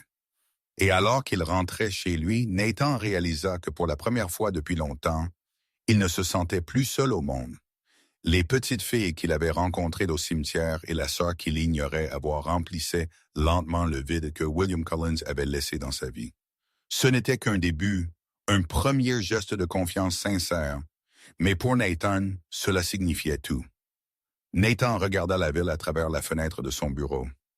Music, la vue de Manhattan était imprenable. Des gratte-ciels étincelants, la rivière au loin, des millions de vies se mouvant en synchronisation. C'était un empire de béton et de verre, non sans rappeler l'empire que William Collins avait bâti et lui avait laissé. Le téléphone sonna pour la 4e fois. Music, c'était Davidson encore, insistante pour discuter des sérieuses préoccupations du conseil concernant son implication avec Emily et les filles. Nathan le laissa sonner jusqu'à ce qu'il passe sur la messagerie vocale. Ces dernières semaines, quelque chose avait changé en lui. La nuit où Emily lui avait montré les documents de sa mère, Music, la preuve que William Collins savait pour sa fille, avait fait un test ADN et avait quand même choisi de la renier, avait réveillé quelque chose en Nathan. La colère, oui, mais aussi la détermination. Il ne serait pas comme son père. Il ne ferait pas les mêmes erreurs. Il s'assit dans son fauteuil en cuir, se tournant vers la photo sur son bureau. Music, c'était une image qu'il avait prise lors du refuge de sauvetage animal. Sophie riant en caressant un lapin. Lily concentrée à brosser un poney et Emily regardant ses filles avec un doux sourire. Il l'avait fait encadrer la semaine précédente, remplaçant la photo formelle de son père, qui avait toujours occupé cet endroit. Le contraste ne pouvait être plus frappant. William Collins avait toujours regardé le monde à travers le prisme du profit et de l'expansion. La famille était une obligation sociale, un nom à maintenir et à protéger. Jusqu'à il y a quelques mois, cela avait semblé normal à Nathan. C'était tout ce qu'il connaissait. Maintenant, en regardant les visages souriants sur la photographie, il réalisa qu'il y avait quelque chose de plus, quelque chose que son père n'avait jamais compris, ou compris et rejeté. La simplicité d'appartenir à quelqu'un, d'avoir des gens qui se soucient de vous pour qui vous étiez, pas pour ce que vous possédiez ou représentiez. Son téléphone personnel vibra avec un message d'Emily. Lily a eu le rôle principal dans la pièce de l'école. Elle essaie de ne pas le montrer, mais elle est super excitée. Représentation dans 3 semaines. Nathan sourit. 3 semaines, c'était assez de temps pour réorganiser son emploi du temps, même si cela signifiait reporter la réunion avec les investisseurs japonais. Il y a quelques mois, cette idée aurait été impensable. Maintenant, cela semblait être le seul choix possible. Sa réponse fut immédiate. Je ne manquerai ça pour rien au monde. Elle sera musique géniale. Quand la porte de son bureau s'ouvrit sans prévenir, Nathan savait déjà qui c'était. Davidson se donnait rarement la peine de frapper quand il était inquiet. Et dernièrement, il semblait toujours inquiet. « Nathan, nous ne pouvons plus reporter cette conversation, » l'avocat dit, posant un épais dossier sur le bureau. « Le conseil exige des réponses. Les rumeurs concernant votre nouvelle famille se propagent. » Et Nathan haussa un sourcil, sa voix calme. Et Davidson parut réellement perplexe. « Vous mettez en péril tout ce que votre père a construit. Collins Enterprises a toujours été synonyme de stabilité, de prévisibilité. Ces récents développements font que les actionnaires remettent en question votre engagement. » Nathan observa l'homme devant lui. Cheveux gris, impeccablement vêtu, fidèle à l'héritage de William Collins jusqu'à la fin. Davidson savait probablement pour Emily depuis le début. Peut-être avait-il même conseillé au père de Nathan d'enterrer ce secret. « Mon engagement, » Nathan répéta chaque mot lentement, « est exactement là où il doit être. En ce moment, nous devons nous concentrer sur ce qui est le mieux pour l'entreprise. » Davidson insista. « L'accord que j'ai proposé réglerait tout discrètement, une somme généreuse à Emily Carter et ses filles, en échange d'une confidentialité permanente. » Jusqu'à ce que Nathan se leva, ressentant un étrange calme malgré la tension du moment. « Robert, combien de temps avez-vous travaillé avec mon père? » 30 ans. L'avocat parut confus par le changement soudain de sujet. 32. Alors vous deviez bien le connaître. Dites-moi, était-il heureux? La question prit clairement Davidson au dépourvu. Heureux? William a réussi. Respecté. Il a bâti un empire. Ce n'est pas ce que j'ai demandé.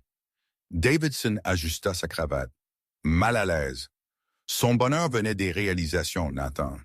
Il n'était pas un homme sentimental. Il savait séparer les affaires des distractions personnelles. Nathan hocha lentement la tête, et cela inclut de rejeter une file comme si elle était une erreur comptable gênante. Cette situation était compliquée. Non, ce n'était pas le cas, Nathan répondit fermement. C'était assez simple, en fait. Mon père avait une fille. Il l'a rejetée parce qu'elle ne correspondait pas à ses plans. Il l'a payée pour qu'elle disparaisse. Et ensuite, même en connaissant la vérité, il a choisi de la garder cachée. Simple comme ça. Davidson resta silencieux, incapable de contester la dure réalité. « Vous êtes-vous déjà demandé? » Nathan continua. « Si cela explique pourquoi mon père est mort seul, Pourquoi je pouvais à peine passer 1 heure dans la même pièce avec lui sans me sentir étouffé? Pourquoi sa seule vraie connexion était avec cette entreprise? Il retourna à la fenêtre, regardant la ville un instant avant de se tourner à nouveau vers Davidson. Je ne vais pas faire le même marché avec Emily.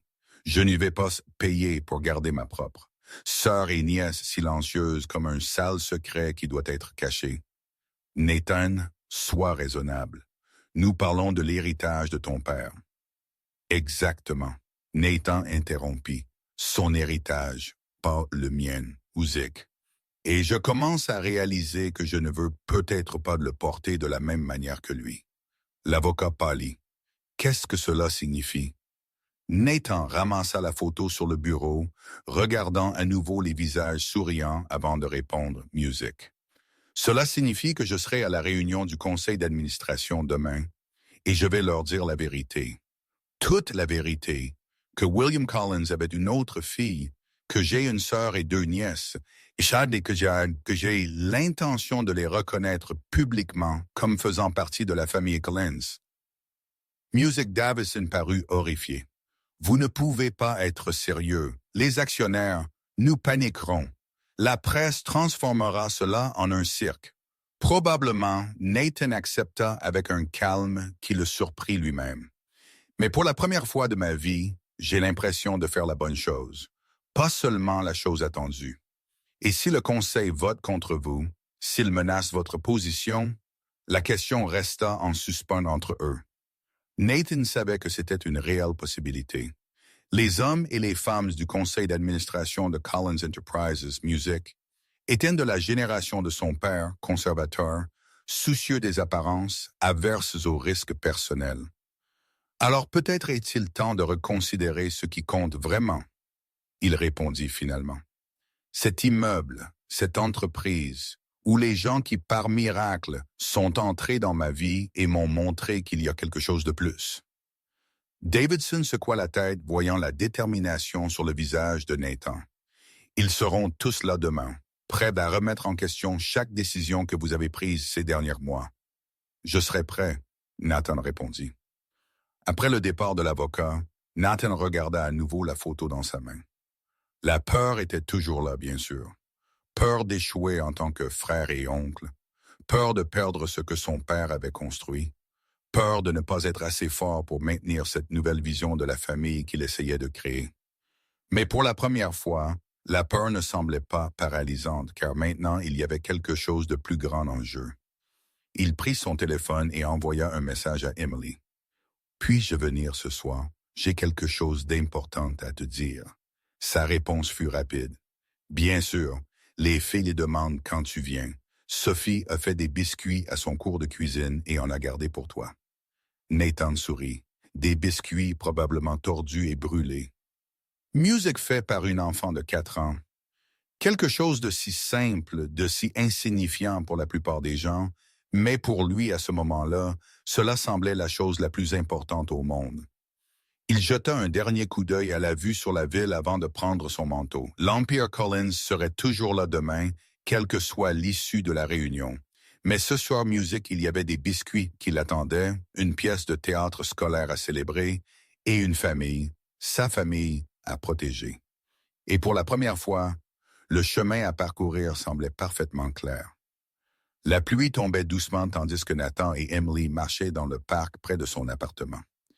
Les filles étaient restées chez une voisine, donnant aux frères et sœurs une chance de parler sans interruption. Ces derniers mois, ces moments seuls étaient devenus précieux, une opportunité de combler les lacunes de leur vie séparée. Ma mère lui a écrit plusieurs fois, Music, Emily dit soudainement alors qu'elle s'abritait sous un arbre. Pas seulement à William, mais à ta mère aussi. Nathan fronça les sourcils. À ma mère? Tu n'as jamais mentionné ça avant. Emily haussa les épaules, regardant les flaques d'eau se former sur le chemin. Je ne pensais pas que ça aurait de l'importance. Après tout, personne n'a répondu. Comment sais-tu cela? J'ai trouvé les brouillons. Elle gardait des copies de tout. Emily fourra ses mains dans les poches de sa veste. C'étaient des lettres désespérées, Nathan, leur parlant de la grossesse, demandant seulement une certaine reconnaissance, pas nécessairement de l'argent. Elle a même envoyé une photo de moi à nouveau-né. Nathan sentit une oppression dans sa poitrine. L'idée que sa mère, Victoria Collins, savait pour Emily était quelque chose qu'il n'avait jamais envisagé. Il avait toujours vu William comme le méchant de cette histoire. Ou du moins, c'est ce qu'il pensait. Combien de lettres? Au moins 12 sur 2 ans. Emily se tourna pour le regarder. J'ai toujours supposé que ton père les jetait sans les lire, mais maintenant je me demande si ta mère les a interceptés. La suggestion frappa Nathan comme un coup de poing. Victoria Collins, la matriarche toujours propre sur elle et froide qui avait quitté la famille quand il avait 10 ans. Elle avait toujours blâmé les infidélités de William pour la séparation. Elle n'a jamais mentionné une maîtresse enceinte. « J'ai besoin de vérifier quelque chose », il dit, son esprit déjà en ébullition de possibilités. « As-tu des copies de ces lettres? » « Certaines d'entre elles. »« Tu veux les voir? » Nathan hocha la tête. « Et j'ai besoin de visiter. » Et l'ancienne maison de mes parents. Le manoir Collins était resté pratiquement intact depuis la mort de William. Nathan y allait rarement, préférant son appartement en ville. Mais maintenant, alors qu'il marchait dans ces couloirs silencieux, il cherchait des réponses qui pouvaient être cachées parmi ces murs. Le bureau de sa mère, une pièce que William n'avait jamais rénovée après son départ, était exactement comme elle l'avait laissé. Des étagères de livres, un bureau élégant, et ce coffre en acajou toujours verrouillé dans le coin. Nathan se souvenait d'avoir posé des questions à ce sujet enfant, pour ne recevoir que des réponses évasives. Il lui fallut presque 1 heure à fouiller dans les tiroirs pour trouver une petite clé dorée cachée dans un compartiment secret du bureau. Quand il ouvrit enfin le coffre, son cœur s'accéléra. Des lettres, des dizaines d'entre elles organisées par date, certaines encore dans leurs enveloppes d'origine, d'autres soigneusement dépliées. L'écriture était indubitable, la même que les copies qu'Emily lui avait montrées. Des lettres de Margaret Carter à Victoria Collins, implorant la compassion d'une femme à une autre. Musqueak, Nathan s'assit par terre, lisant lettre après lettre, chaque mot intensifiant sa colère. Sa mère avait su. Elle avait toujours su. Elle avait non seulement ignoré les appels désespérés d'une femme enceinte, mais avait activement caché l'existence d'Emily. Dans l'une des lettres, Margaret avait écrit « Je ne demande pas à votre mari de reconnaître publiquement notre fille. Je veux seulement qu'elle rencontre son père et peut-être un jour son demi-frère. Chaque enfant mérite de savoir d'où il vient. » Attachée à cette lettre se trouvait une photo de bébé, Music Emily, âgée de quelques mois seulement. Au dos, la date et un simple message. Emily Carter Collins, votre fille. Avec des mains tremblantes, Nathan prit son téléphone. Il était temps pour une visite qu'il avait reportée depuis bien trop longtemps. Victoria Collins vivait maintenant dans une élégante propriété des Hamptons, loin des regards de la société new-yorkaise. Après son divorce avec William, elle avait reçu une fortune considérable et choisi une vie discrète mais luxueuse. Elle voyait rarement son fils, limitant les contacts aux appels téléphoniques occasionnels lors de dates importantes. Quand Nathan arriva à l'improviste, il la trouva exactement comme il l'imaginait, assise dans le jardin d'hiver, buvant du thé comme si rien au monde ne pouvait perturber sa sérénité. À 65 ans, Victoria maintenait l'élégance austère qui l'avait toujours définie. Cheveux parfaitement teints, posture impeccable, expression contrôlée. « Nathan », mieux ce qu'elle dit avec une légère surprise. Quelle visite inattendue!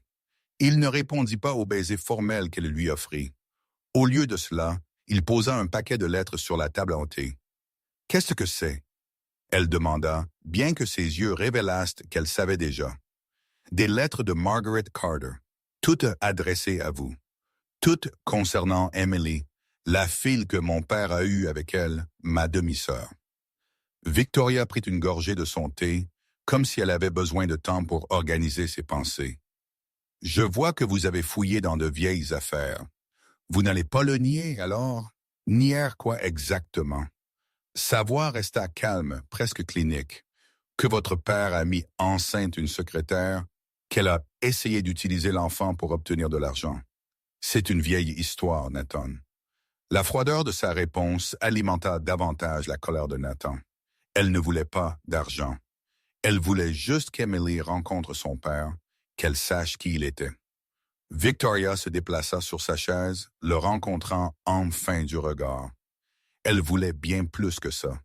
Elle voulait la légitimité, la reconnaissance, une part de la fortune Collins. Et alors, si elle le voulait? Nathan éleva la voix. Emily était sa fille. Elle avait autant de droits que moi. Ne soyez pas naïf, Victoria rétorqua, abandonnant sa façade sereine. Vous pensez qu'elle était la seule? Votre père avait des aventures constamment, Music. Si nous ouvrions cette porte, nous aurions bientôt des dizaines de femmes affirmant qu'elles avaient ses enfants. Mais Emily était réellement son enfant. Vous le saviez. Vous aviez ses photos. Il n'y a pas à nier la ressemblance. Victoria détourna le regard. J'ai fait ce qui était nécessaire pour protéger notre famille. Protéger? Nathan faillit crier. Vous en avez détruit une partie. Vous avez condamné un enfant innocent à grandir sans père, une femme à élever sa fille seule. J'ai fait ce que toute mère ferait, Victoria répondit, sa voix se durcissant. J'ai protégé mon fils. J'ai protégé votre avenir, votre héritage. Mon musique héritage, Nathan répéta amèrement. C'est de cela qu'il s'agit. L'argent ne simplifiez pas trop, elle répliqua. Il s'agissait de votre place dans l'entreprise, dans la société. William était faible. S'il reconnaissait un enfant illégitime, il diviserait bientôt tout entre plusieurs descendants. Je ne laisserai pas votre avenir être compromis. Nathan secoua la tête incrédule. Alors, pendant que vous vous battiez avec père sur ses infidélités, vous avez simultanément caché les conséquences de l'une d'elles. Quelle sorte d'hypocrisie est cela? Victoria Music se leva, visiblement ébranlée. Vous ne comprenez pas comment c'était. Notre mariage était déjà en train de s'effondrer. Si cette femme et son enfant entraient officiellement dans nos vies, je perdrais tout. William aurait pu me quitter pour elle. Donc, il ne s'agissait pas de me protéger, Nathan conclut, la déception Music évidente dans sa voix. Il s'agissait de vous. J'ai fait ce que je pensais être le mieux à l'époque, Victoria insista, sa voix tremblant légèrement maintenant. Et après que vous et père vous soyez séparés, après sa mort, pourquoi ne m'avez-vous jamais parlé d'Emily? Victoria hésita. Et pour la première fois, Nathan vit quelque chose dans ses yeux qu'il n'avait jamais vu auparavant. La culpabilité. C'était trop tard, elle dit doucement. À quoi bon? Rouvrir de vieilles blessures. Vous n'avez pas seulement caché Emily à moi, mais vous l'avez condamnée à une vie difficile pour vos propres raisons égoïstes, Nathan accusa. Savez-vous comment elle a grandi? Combien d'heures sa mère a dû travailler pour subvenir à ses besoins pendant que vous viviez ici dans ce palais, faisant semblant d'être la femme lésée, Victoria? Sombra dans sa chaise, semblant soudain plus petite, plus fragile. J'avais peur, elle confessa à voix basse. Peur de tout perdre si William reconnaissait l'autre fille. Peur que vous me détestiez si vous découvriez. Ensuite, je ne savais tout simplement pas comment vous le dire. Nathan regarda la femme devant lui, élégante, contrôlée, calculatrice. Sa mère qui semblait toujours si sûre, si certaine de ses décisions. Maintenant, il ne voyait qu'une personne effrayée qui avait fait de terribles choix pour protéger son propre confort. Emily a 2 filles, il dit finalement. Vos petites filles, Lily et Sophie, des enfants merveilleux que vous ne rencontrerez jamais. Victoria leva les yeux, surprise. Nathan, ne soyez pas drastique. Nous pouvons arranger cela comme des adultes. Peut-être que je peux les rencontrer maintenant. Offrir une compensation. Compensation? Nathan rit sans humour. Vous pensez que vous pouvez juste racheter votre chemin de retour? Payer pour apaiser votre conscience? J'essaie de faire ce qu'il faut maintenant, Victoria argumenta. C'est trop tard, Nathan répondit, se levant. Emily a grandi sans père à cause de vos choix. Les filles ont grandi sans grands-parents, et moi j'ai passé toute ma vie à croire que j'étais un enfant unique, faisant face à une solitude que vous avez contribué à créer. Victoria tendit une main suppliante. Nathan, s'il vous plaît, je suis votre mère. Il la regarda un long moment, ressentant un mélange de pitié et de déception. Une mère qui m'a caché ma sœur pendant 30 ans, qui a jeté des lettres implorant de l'aide, qui a mis l'argent et le statut au-dessus. Un enfant innocent. Nathan ramassa les lettres de la table. Je dois y aller, Emily et les filles m'attendent. Ma famille m'attend. Et moi alors? Victoria demanda, son sang-froid s'effondrant enfin. Allez-vous simplement me rayer de votre vie? Nathan s'arrêta à la porte, jetant un dernier regard à la femme qui l'avait élevé. Je ne sais pas, mère. Je ne sais vraiment pas si je peux pardonner cela. Je vais avoir besoin de temps. Alors qu'il retournait à la ville, il sentit une lourdeur dans sa poitrine. Pas seulement de la colère, mais d'une profonde tristesse. Il avait perdu la mère qu'il pensait avoir. Mais peut-être avait-il enfin trouvé la vérité.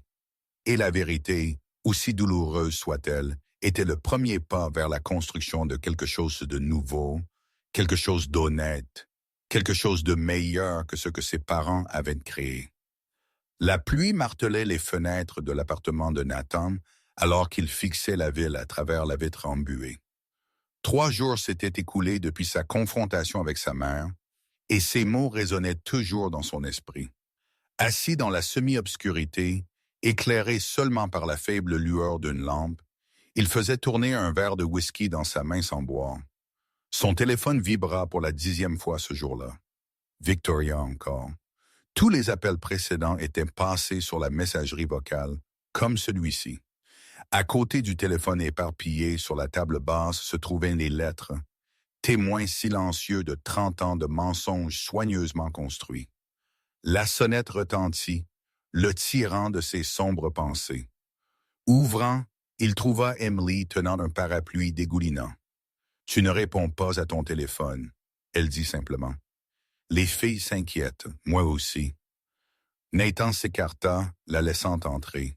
« Je suis désolé, j'avais besoin de réfléchir. » Emily accrocha son manteau mouillé et regarda l'appartement partiellement sombre. Verre usagé, lettres sur la table. On dirait que la réflexion n'aide pas beaucoup, elle remarqua, allumant plus de lumière. Comment as-tu su où j'habite? Lily a demandé à votre chauffeur la dernière fois qu'il nous a prises, Emily dit avec un petit sourire. Elle a toujours été observatrice. Music, Nathan secoua la tête, impressionné par l'ingéniosité de sa nièce. Assieds-toi. Tu veux quelque chose à boire? Un thé serait agréable. Tu as l'air d'en avoir besoin aussi, au lieu de ça. Elle désigna le whisky à peine touché. Dans la cuisine, pendant que l'eau bouillait, Nathan sentit le poids des derniers jours se lever légèrement. Il y avait quelque chose de rassurant dans la présence d'Emily, peut-être parce qu'elle comprenait mieux que quiconque la complexité de tout cela. « Ta mère m'a appelé », Emily dit quand il revint avec 2 tasses de thé. Nathan se figea. « Quoi? Comment a-t-elle eu ton numéro? » Apparemment, elle a ses moyens. Emily prit une gorgée de son thé. Elle a demandé à me rencontrer, a dit qu'elle voulait connaître ses petites filles. « Qu'as-tu dit? Que j'y réfléchirais. » Emily le regarda dans les yeux. Qu'aurais-je dû dire? Nathan s'assit, sentant l'épuisement peser sur lui. Je ne sais pas. Une partie de moi veut vous garder, toi et les filles, aussi loin d'elle que possible. Et l'autre partie se souvient que malgré tout, c'est ma mère. Il soupira. Et la vôtre aussi, en quelque sorte. La seule grand-mère que Lily et Sophie aient. Emily regarda les lettres sur la table. Tu les as toutes lues? Toutes? Musique, votre mère était incroyable. La façon dont elle écrivait, toujours digne, ne suppliant jamais d'argent. Musique, juste pour la reconnaissance. Nathan secoua la tête. Et ma mère a tout gardé sans jamais répondre. Pourquoi penses-tu qu'elle a gardé les lettres au lieu de les détruire? Emily demanda. La question prit Nathan par surprise. Il n'y avait pas pensé. Je ne sais pas, il admit, Music. Peut-être la culpabilité, Ou peut-être n'a-t-elle jamais été complètement en paix avec sa décision, Emily suggéra. Les gens sont rarement tout bons ou tout mauvais, Nathan, même quand ils font des choses terribles. Nathan regarda sa sœur avec une nouvelle compréhension. Malgré tout ce que Victoria avait fait, Emily Music ne la jugeait pas aussi durement que lui. Comment peux-tu être si équilibré à ce sujet? Elle a nié ton existence. Elle a anéanti toute chance que tu rencontres Music, ton père. Emily réfléchit un instant. J'ai passé des années à être en colère contre ton père, ta mère, le système qui a laissé un homme riche se débarrasser de ses responsabilités. Mais la colère m'avait juste consumé de l'intérieur. Ça n'a rien changé. Elle toucha doucement l'une des music lettres. Quand j'ai eu les filles, j'ai réalisé que je devais décider qui je voulais être. Quel exemple je voulais donner? Le ressentiment, music ou le pardon? L'amertume ou l'espoir? Elle rencontra les yeux de Nathan. J'ai choisi le chemin le plus difficile, mais music le seul qui m'a permis d'avancer. Tu suggères que je devrais pardonner à ma mère.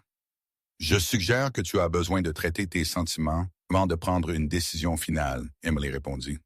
Music, le pardon ne signifie pas approuver ce qui a été fait. Cela signifie te libérer de porter cette colère. Nathan resta silencieux, Music absorbant ses mots.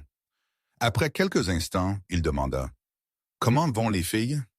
Leur oncle préféré leur manque? » Music, Emily répondit avec un doux sourire. « Sophie demande tous les jours quand tu reviens pour le dîner. » Une chaleur se répandit dans la poitrine de Nathan à ces mots. En quelques mois seulement, ses petits-enfants étaient devenus une partie si essentielle de sa vie que la pensée de les décevoir lui était insupportable. « Tu sais ce dont tu as besoin? » Emily se leva de manière décisive. Du temps loin de cet appartement, loin des music à faire, loin de toute cette pression. J'ai des responsabilités, Emily. Oui, et l'une d'elles est de prendre soin de toi, Vicky. Elle croisa les bras. Prendre quelques semaines de congé, prendre de vraies vacances pour la première fois de ta vie, passe du temps avec nous. Nathan hésita. Les directeurs de l'entreprise font pression pour une résolution finale concernant, eh bien, vous tous. Et que veux-tu faire de nous? Je veux faire ce qu'il faut, il répondit promptement. Emily sourit. Alors commence par faire ce qu'il faut pour toi-même. Respire, réfléchis, puis décide. Après qu'Emily soit partie, Nathan réfléchit à ses paroles. Peut-être avait-elle raison. Music. Peut-être que ce dont il avait besoin n'était pas plus de réunions ou plus d'analyse, mais simplement du temps pour ressentir, pour comprendre ce qui importait vraiment. Il décrocha le téléphone et pour la première fois depuis des années, appela son assistante avec une demande sans précédent. « Mark, j'ai besoin que tu réorganises mon emploi du temps pour les 3 prochaines semaines. Je prends des vacances. La petite maison de plage dans les Hamptons était fermée depuis des années. Elle appartenait à la famille Collins depuis des générations, mais William l'utilisait rarement, préférant les hôtels de luxe pour ses quelques vacances. Nathan avait de bons souvenirs de l'endroit. C'était l'un des rares où sa famille semblait presque normale avant que le mariage de ses parents ne s'effondre. L'idée d'y emmener Emily et les filles vint naturellement. Elle n'était pas ostentatoire comme les autres propriétés de la famille, juste une simple maison donnant sur l'océan avec un accès direct à la plage, parfaite pour les enfants. Loin du chaos de la ville et des obligations, Music qui les attendait. « Est-ce vraiment à toi? » Sophie demanda, les yeux écarquillés alors qu'elle courait de pièce en pièce. « En fait, c'est à nous, » Nathan répondit, observant l'excitation de sa nièce. « Ça appartient à la famille Collins, Music et à vous Collins aussi. » Emily, déchargeant dans la cuisine, s'arrêta quand elle entendit ces mots. C'était la première fois que Nathan les incluait si directement dans l'héritage familial. Les jours suivants s'écoulèrent dans une bulle de simplicité paisible, des matinées à la plage, à construire des châteaux de sable avec les filles, des après-midi à explorer la petite ville côtière ou à lire sous le doux soleil d'automne, des soirées à jouer à des jeux de société ou à regarder des films, tous entassés, musique ensemble, sur le grand canapé du salon. Pour Nathan, c'était comme découvrir une vie entièrement nouvelle. Pas de réunions, pas d'appels téléphoniques constants, Pas de pression sur des décisions affectant des milliers d'emplois. Juste lui, sa sœur et ses nièces, musique vivant des moments qu'il n'aurait jamais imaginés si épanouissants. Un de ces moments se produisit sur la plage quand Lily, normalement réservée, s'assit à côté de lui alors qu'il regardait Sophie chasser les mouettes. « Oncle Nathan, » elle commença sérieusement, « allez-vous rester avec nous pour toujours? » La question innocente frappa en plein cœur de ses réflexions. « Pourquoi demandes-tu ça, Lily? » Elle traça des cercles dans ce soleil avec son doigt. « Parce que les personnes importantes partent toujours. » Musique, Nathan sentit une pointe au cœur. Qui est parti? Lily. Papa est parti, le grand-père. Nous ne nous sommes jamais rencontrés. La grand-mère de maman. Les adultes promettent toujours de rester, mais ensuite ils disparaissent. À ce moment-là, Nathan comprit vraiment l'impact de l'abandon à travers les générations. William avait abandonné Emily. Le père des filles les avait abandonnés. Et maintenant, Lily craignait que le même schéma ne se répète. « Lily, je ne peux pas promettre d'être physiquement présente chaque jour, » il répondit prudemment. « Mais je peux promettre que je serai toujours ton oncle. Je ferai toujours partie de ta vie. Je serai toujours à un coup de téléphone si tu as besoin de moi. » C'est une promesse que je ne briserai pas. La fille l'étudia un long moment avec cette intensité si réminiscente d'Emily. « Le jurez-vous vraiment? » « De tout mon cœur. » Nathan répondit, musique tendant son petit doigt. Lily accrocha son petit doigt au sien, scellant le pacte avec le sérieux. Seule une enfant de 6 ans pouvait accorder une promesse. Cette nuit-là, après que les filles furent endormies, Nathan et Emily s'assirent sur le porche, regardant les vagues au clair de lune. « Lily a demandé si je resterais pour toujours, » il commenta. Emily soupira. Elle a peur de s'attacher.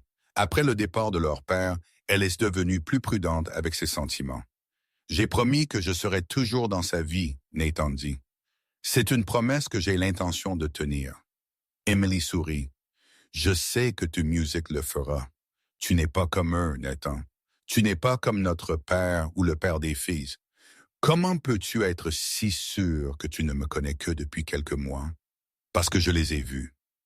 Des hommes comme notre père qui voient les gens comme des pions jetables dans leur jeu de pouvoir. » Elle le regarda d'un musique les yeux. « Tu aurais pu faire de même. Tu aurais pu nous offrir de l'argent en échange du silence. Tu aurais pu simplement disparaître de notre vie. Mais tu es là à construire des châteaux de sable avec mes filles et à faire des promesses que tu comptes tenir. » Nathan sentit un poids se lever de ses épaules. Musique. Quand j'ai trouvé les filles au cimetière, je pensais que c'était juste de la culpabilité pour quelque chose que mon père avait fait. Mais maintenant, il cherchait les bons mots. Maintenant, je réalise que vous êtes la famille que j'ai toujours voulu. Une vraie connexion non basée sur des obligations, musique ou des apparences. Même avec tous les problèmes que nous apportons, surtout avec elle, Nathan répondit, souriant. Les vraies personnes ont de vrais problèmes. C'est ce qui les rend, musique réelle. Quand ils sont retournés en ville après 2 semaines, Nathan était différent, plus calme, plus centré et absolument sûr de ses prochaines étapes. La salle de conférence de Collins Enterprises était pleine quand Nathan entra. Directeur, avocat et sa mère, tous attendant de discuter de la situation comme il l'avait soigneusement étiqueté. Victoria Music. Collins paraissait plus âgé depuis leur dernière rencontre. Son visage, normalement impassible, montrait des signes de nuit blanche et d'inquiétude constante. Quand ses yeux rencontrèrent ceux de Nathan, il y vit quelque chose de rare, l'incertitude. Davidson, toujours formel, commença la réunion par un compte-rendu détaillé de la situation familiale et de ses implications potentielles pour l'entreprise. Des documents furent distribués, des chiffres présentés, des scénarios hypothétiques exposés. Nathan écouta patiemment. Quand ce fut enfin musique, son tour de parler, il se leva calmement. J'apprécie l'analyse approfondie, Robert, mais abordons le point central. J'ai découvert que j'ai une sœur, Emily Music Carter, la fille de mon père avec Margaret Carter. Emily a 2, ses filles, mes nièces, Lily et Sophie. Il regarda directement chaque personne dans la pièce. Ce ne sont pas des hypothèses ou des possibilités. Ce sont des faits. Davidson s'éclaircit la gorge mal à l'aise. Music Nathan, personne ne remet en question la relation biologique. La question est de savoir comment gérer cette situation d'une manière musique qui protège l'entreprise et son héritage. La situation, comme vous l'appelez, a été créée par mon père, qui a choisi de renier sa propre fille, n'étant dit sa voix résolue, et a été perpétuée pendant 30 ans par ma mère, qui a caché la vérité même à moi. Victoria pâlit visiblement. Nathan, nous avons déjà parlé de ça. J'ai fait ce que je pensais être le mieux à l'époque. Oui, nous avons music parlé, et j'ai passé les dernières semaines à y réfléchir. Nathan ouvrit un dossier devant lui. J'ai demandé aux avocats de l'entreprise de préparer ces documents. Ils sont simples et directs. Music. Il glissa une copie vers chaque personne à la table. Je transfère 20% de mes actions dans Collins Enterprises et Emily Carter. De plus, je mets en place un fonds fiduciaire pour Lily et Sophie, garantissant leur avenir éducatif et financier. Un murmure se répandit dans la pièce. Davidson fut le premier à réagir. Nathan, c'est impulsif. Ces actions représentent une fortune considérable et un pouvoir de vote significatif dans l'entreprise. Je suis conscient, Nathan répondit. Je suis aussi conscient que ma sœur a été privée de son droit de naissance pendant 3 décennies. C'est juste le premier pas vers la correction de cette injustice.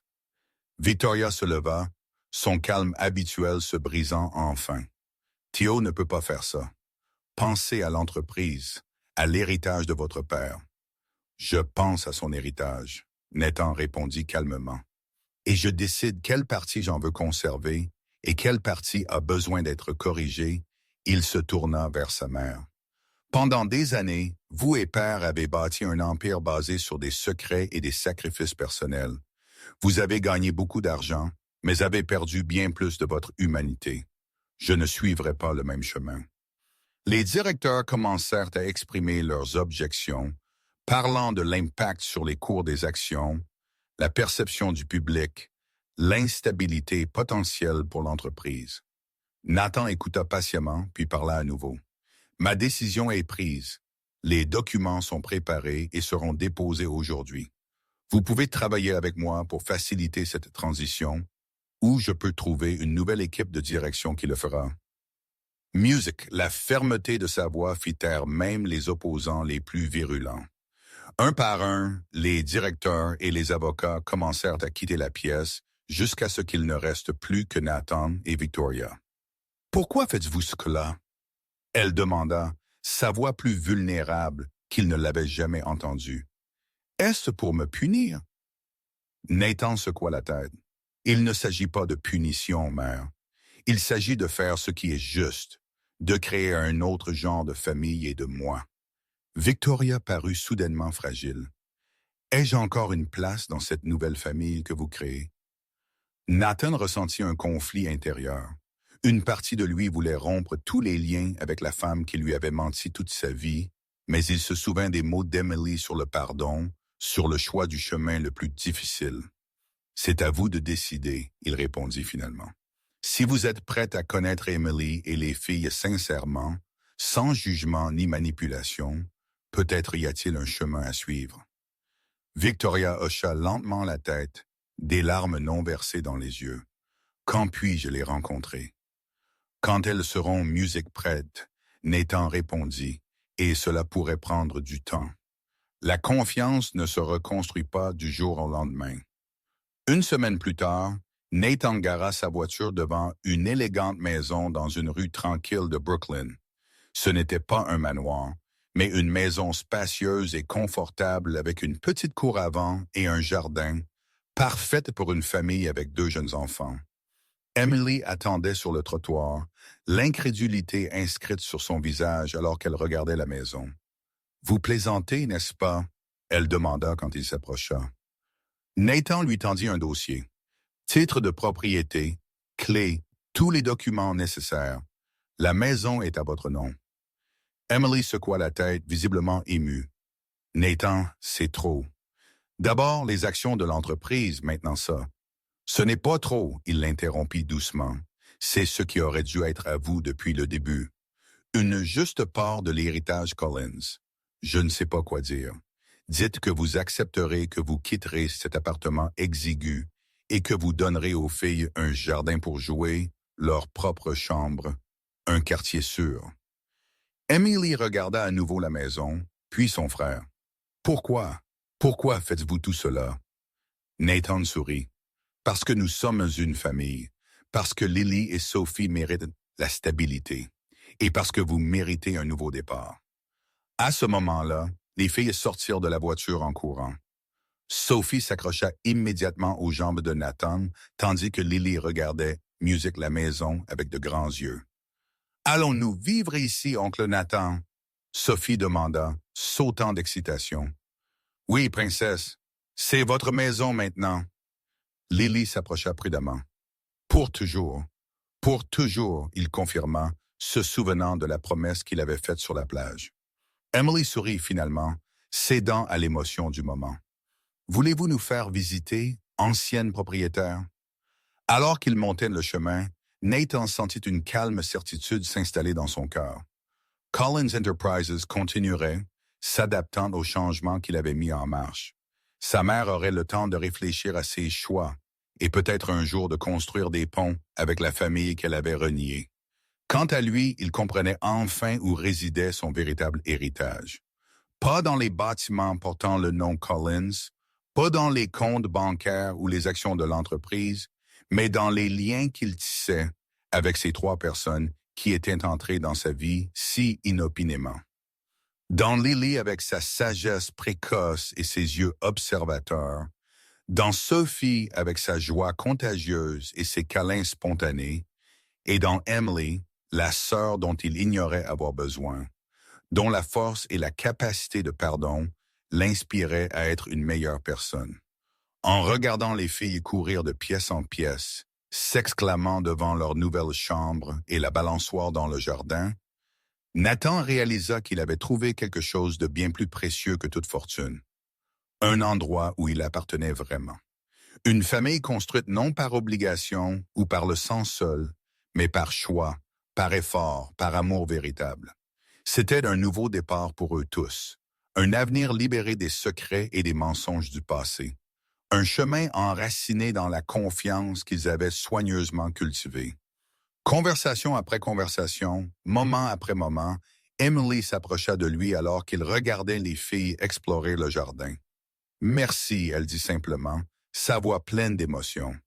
Pas seulement pour ça, elle désigna la maison, mais pour ne pas nous avoir abandonnés quand cela aurait été si facile de le faire. Nathan sourit, ressentant un sentiment qu'il n'avait jamais connu auparavant. C'est moi qui devrais vous remercier de m'avoir montré que la famille est bien plus qu'un nom ou un héritage. C'est ici que vous trouvez votre foyer. Alors que le soleil commençait à se coucher, peignant le ciel en orange et en rose, Nathan savait qu'il avait enfin trouvé son véritable héritage. Pas dans les coffres de l'entreprise ou dans les affaires de son père, mais dans les sourires de ses nièces et l'acceptation de sa sœur. Un héritage qu'aucune somme d'argent ne pouvait acheter et qu'aucun secret du passé ne pourrait jamais